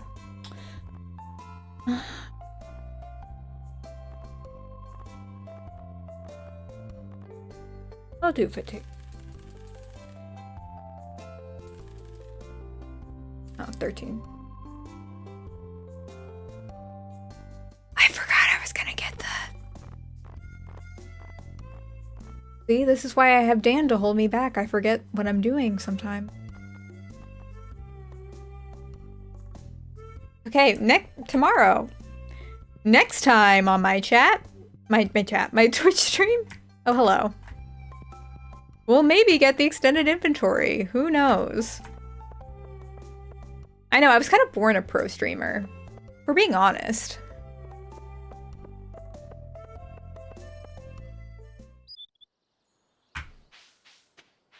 I don't know if I do catch your Tokyo drift.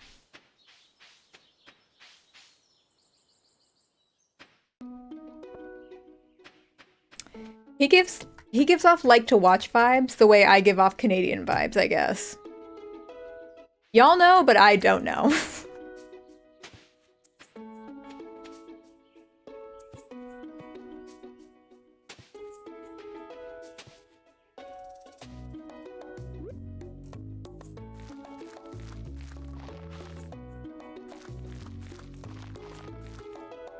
bought seeds earlier than this, but you know, counting.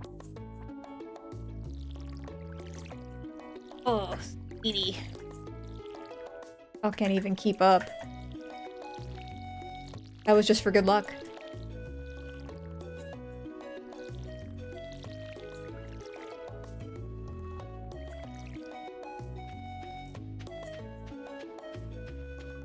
Yeah.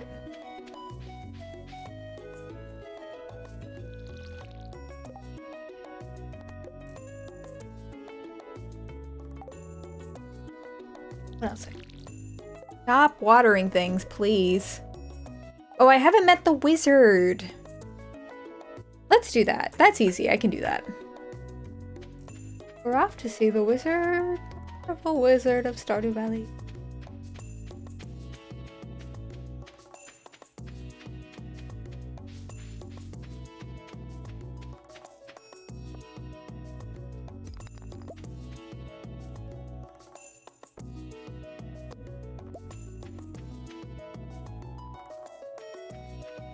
Right, where is he? Do I have a map on here?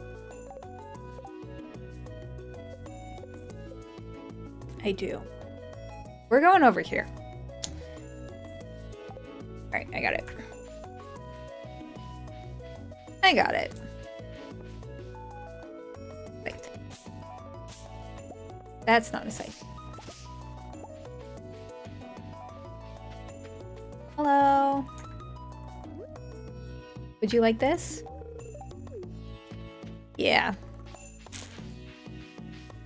I got the Riz. What can I say?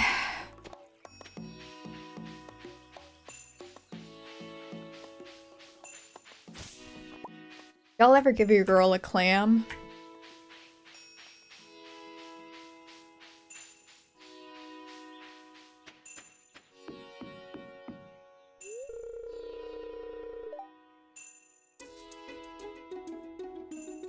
Fine, we won't meet the wizard.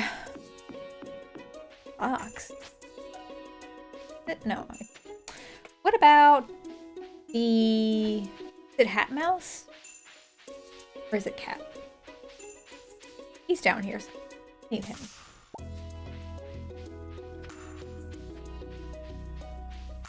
There he is. He's not here either.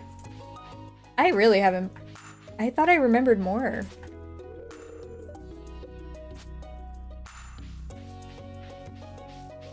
Cat? As it turns out, I don't remember Stardew Valley as much as I thought. I thought I was the epic gamer, but it turns out I'm just the... I don't even know if there's words to describe it. At least I got parsnips to... Happy. Not parsnips, spring onion. I don't even know my plants apart and I call myself a farmer. Yeah, see, this is all just an elaborate bit, me being bad at video games.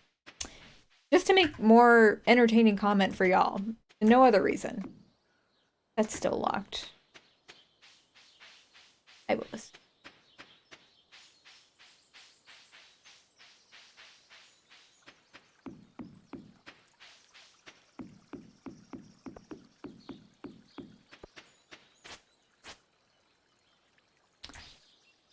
Hang on. Oh, okay. I am figuring out how to quick change my items. Exactly.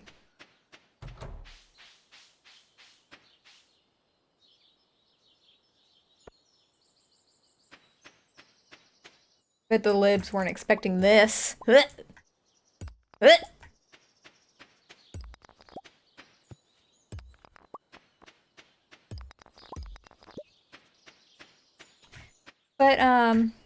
something Dan said to encourage me before my Twitch stream. He said, lots of people are bad streamers, and they're still popular, so it'll be okay. Words to live by.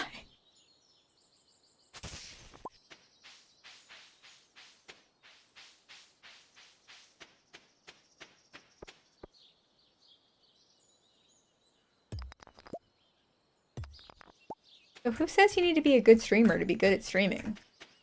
Not me. I know, Dan's always right. Listen to him more.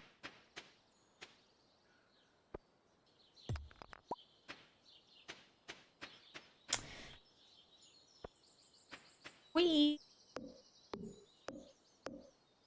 I do really like the sound. It feels so wrong, but it feels so right at the same time, you know? Oh, right. Oh, look at my kitty cat.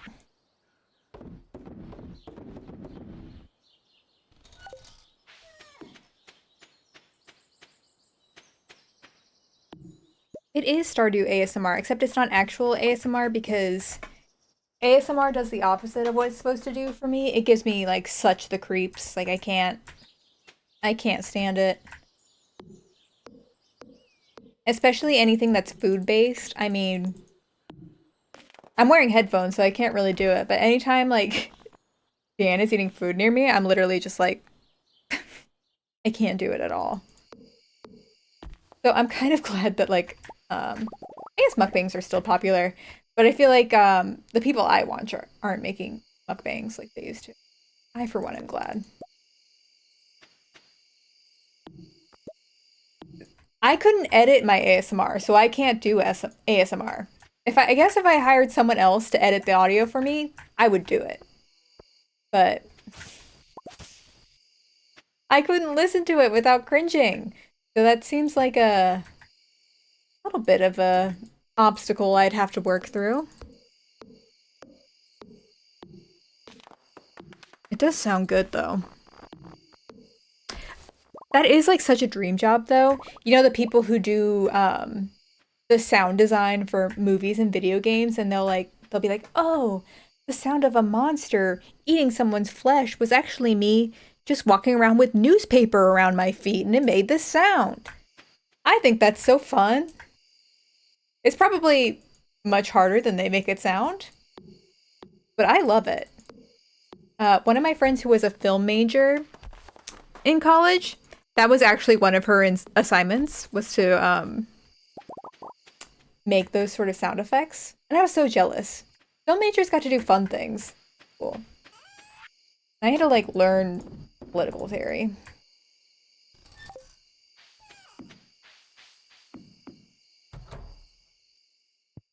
All right, off to bed.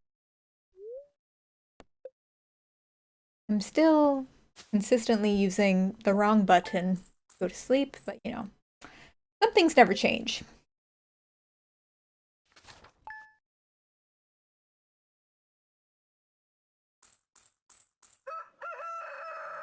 All right, I have 2,000 again. Will I remember?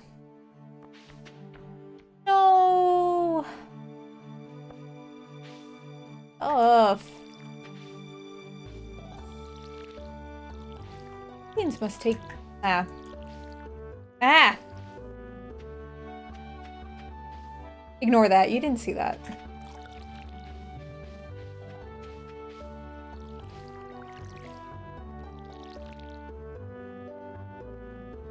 What is happening? Okay, there we go. Sorry. Had a little panic attack right there. Being a farmer is hard.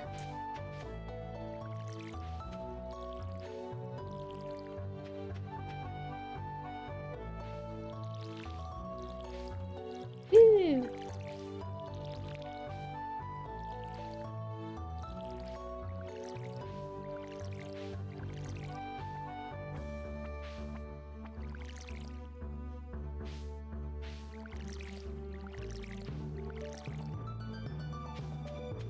Okay, that's done.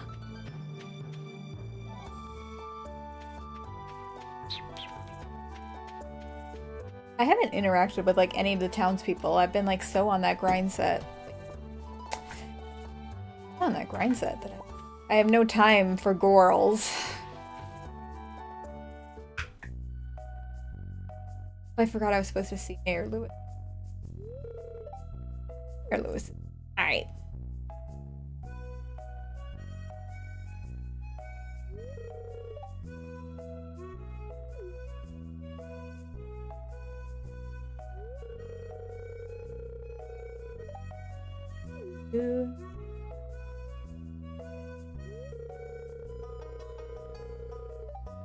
Truer words have never been said.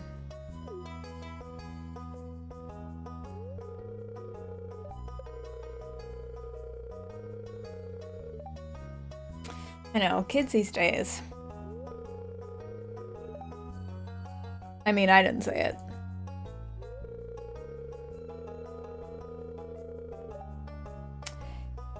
Yeah, I've never done the Joja Corporation route either, and I don't think I'll do that because eat the rich, you know? I feel like it would make me sad.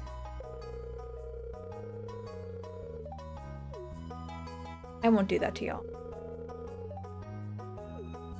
I mean, he's an old fool, but also I internally feel like an old fool. Can't go too hard on him.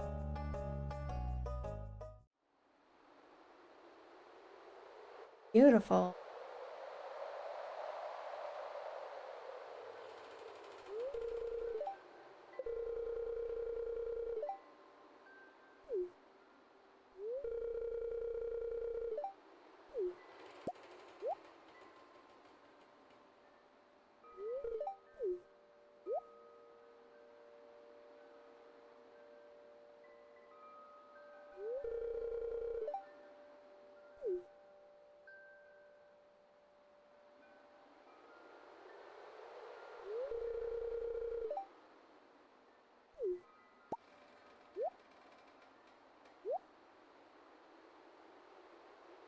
If I was a ghost, that's 100% what I would do.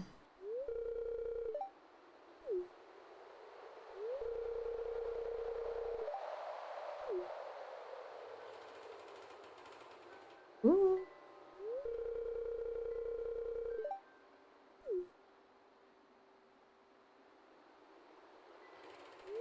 Sick. Lock the community center.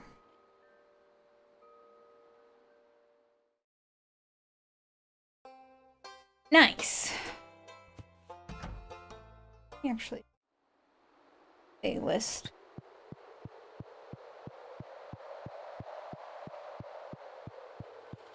Just so I can keep track. Oh, right. Well, you know, that's fine.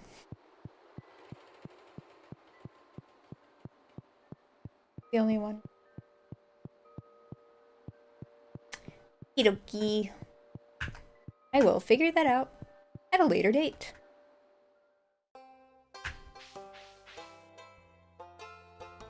He'd buy it for $3 and then he'd flip it for 100,000.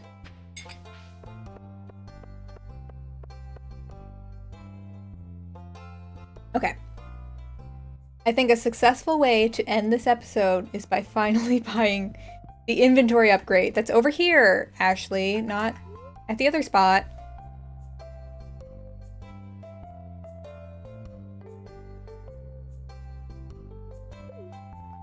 Okay. I really thought I wasn't able to do it for a second. Okay. We've accomplished it. We've done it. What? Okay. Now I have no money. I know. I bet y'all weren't ready for that epic gamer moment. Hey, Clint. He sure does. Do you have any needs? Coffee or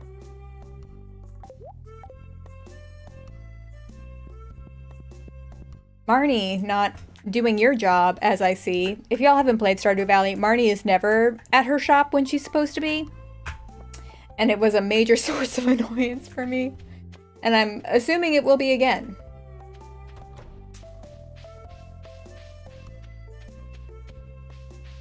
Oh, Lewis.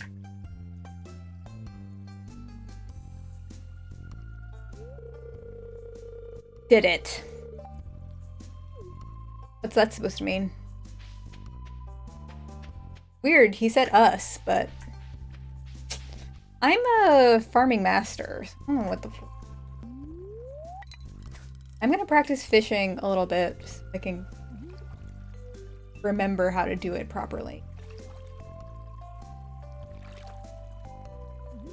I know, and y'all know what to do. You gotta fight him.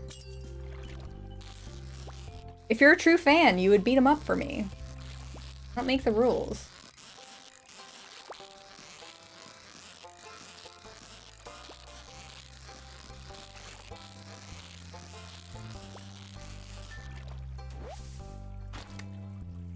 I think that's the best I've done so far.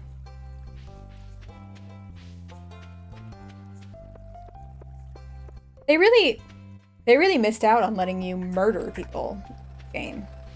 Okay. Can I access the mine right now? I should look. I haven't even tried.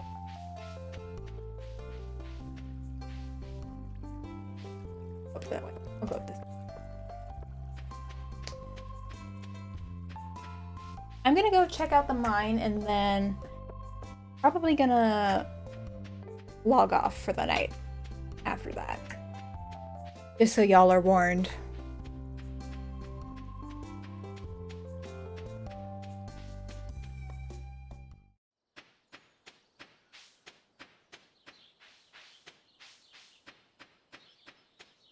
I'll take that.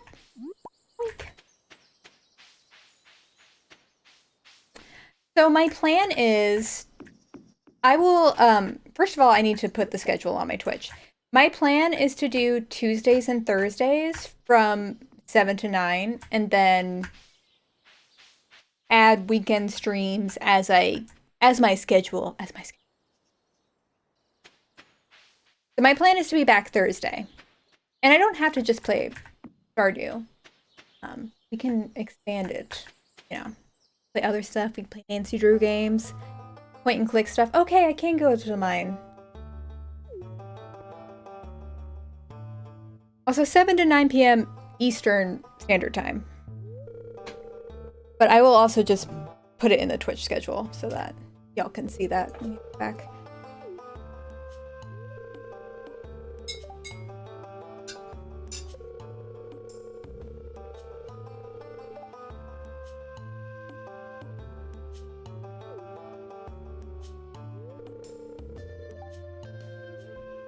Take this.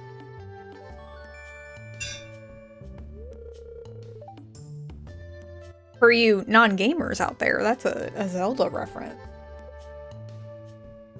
Okay. Hi, Marlon.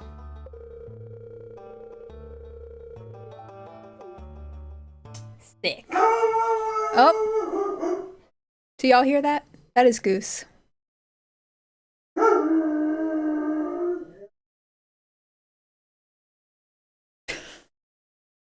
Okay, and with that, I need to save first. Yep.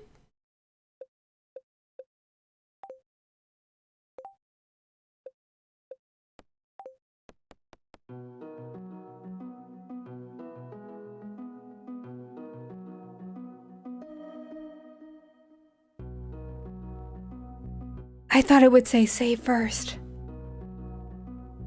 I'm so sorry, y'all. For everything that just transpired in the past 2 minutes.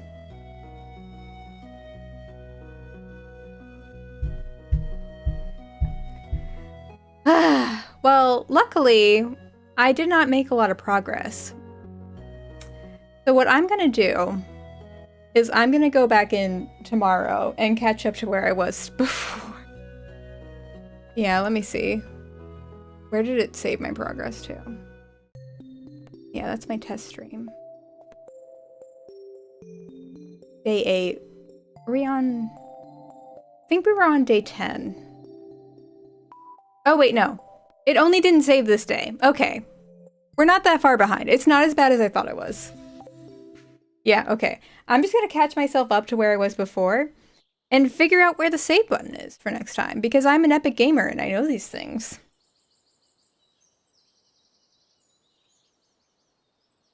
Yeah, okay, it saved before I bought the upgrade. So, I'll get the upgrade, go back to the mine. I feel like those are the only two big things I did in that time. Yeah, I don't know if y'all could tell, but I'm like kind of amazing at video games. I hope y'all weren't too intimidated by this. But I hope y'all had fun. I certainly did. And yeah, my plan is to keep doing this Tuesdays and Thursday nights for now. And you know, I'd be happy to do more if it like the thing is, having a full-time job is hard. So I'll commit to Tuesdays and Thursdays, but I would 100% love to do more. Yay! I'm glad y'all had fun. All right. I'll also, I think I'm going to make a second channel on YouTube that I'll be plugging eventually with the VODs of this, so that if people don't want to watch the recording on Twitch, they can watch it that way. And I'll probably just plug that in my next YouTube video. Oh my god. I don't even think I've played a Sonic game. I also need to replace the animation for the like following and like subscriber alerts because my I bought a Twitch overlay pack that comes with it. So I don't have to use these like butt ugly generic ones. The next video, I am currently editing it. It is a celebrity deep dive. My hope is that it'll be out in the next 10 days or so. By the end of April for sure. But it'll be coming out soon. Yeah, I'm trying to stick to my once a month upload schedule, but because like my last couple videos and I feel like my videos in perpetuity are like an hour long, it's getting harder to keep up with that. But yeah, it'll be out in the next 2 weeks. It'll be fun. All right, y'all. Well, it was fun hanging out with you, even though I am in fact not a good gamer. Yeah, this is my contribution to your wedding. This is all I need to do. But yeah, I will be back on Thursday. Thanks y'all for hanging out with me and being patient with me through this first stream. And I'll see y'all later. Bye.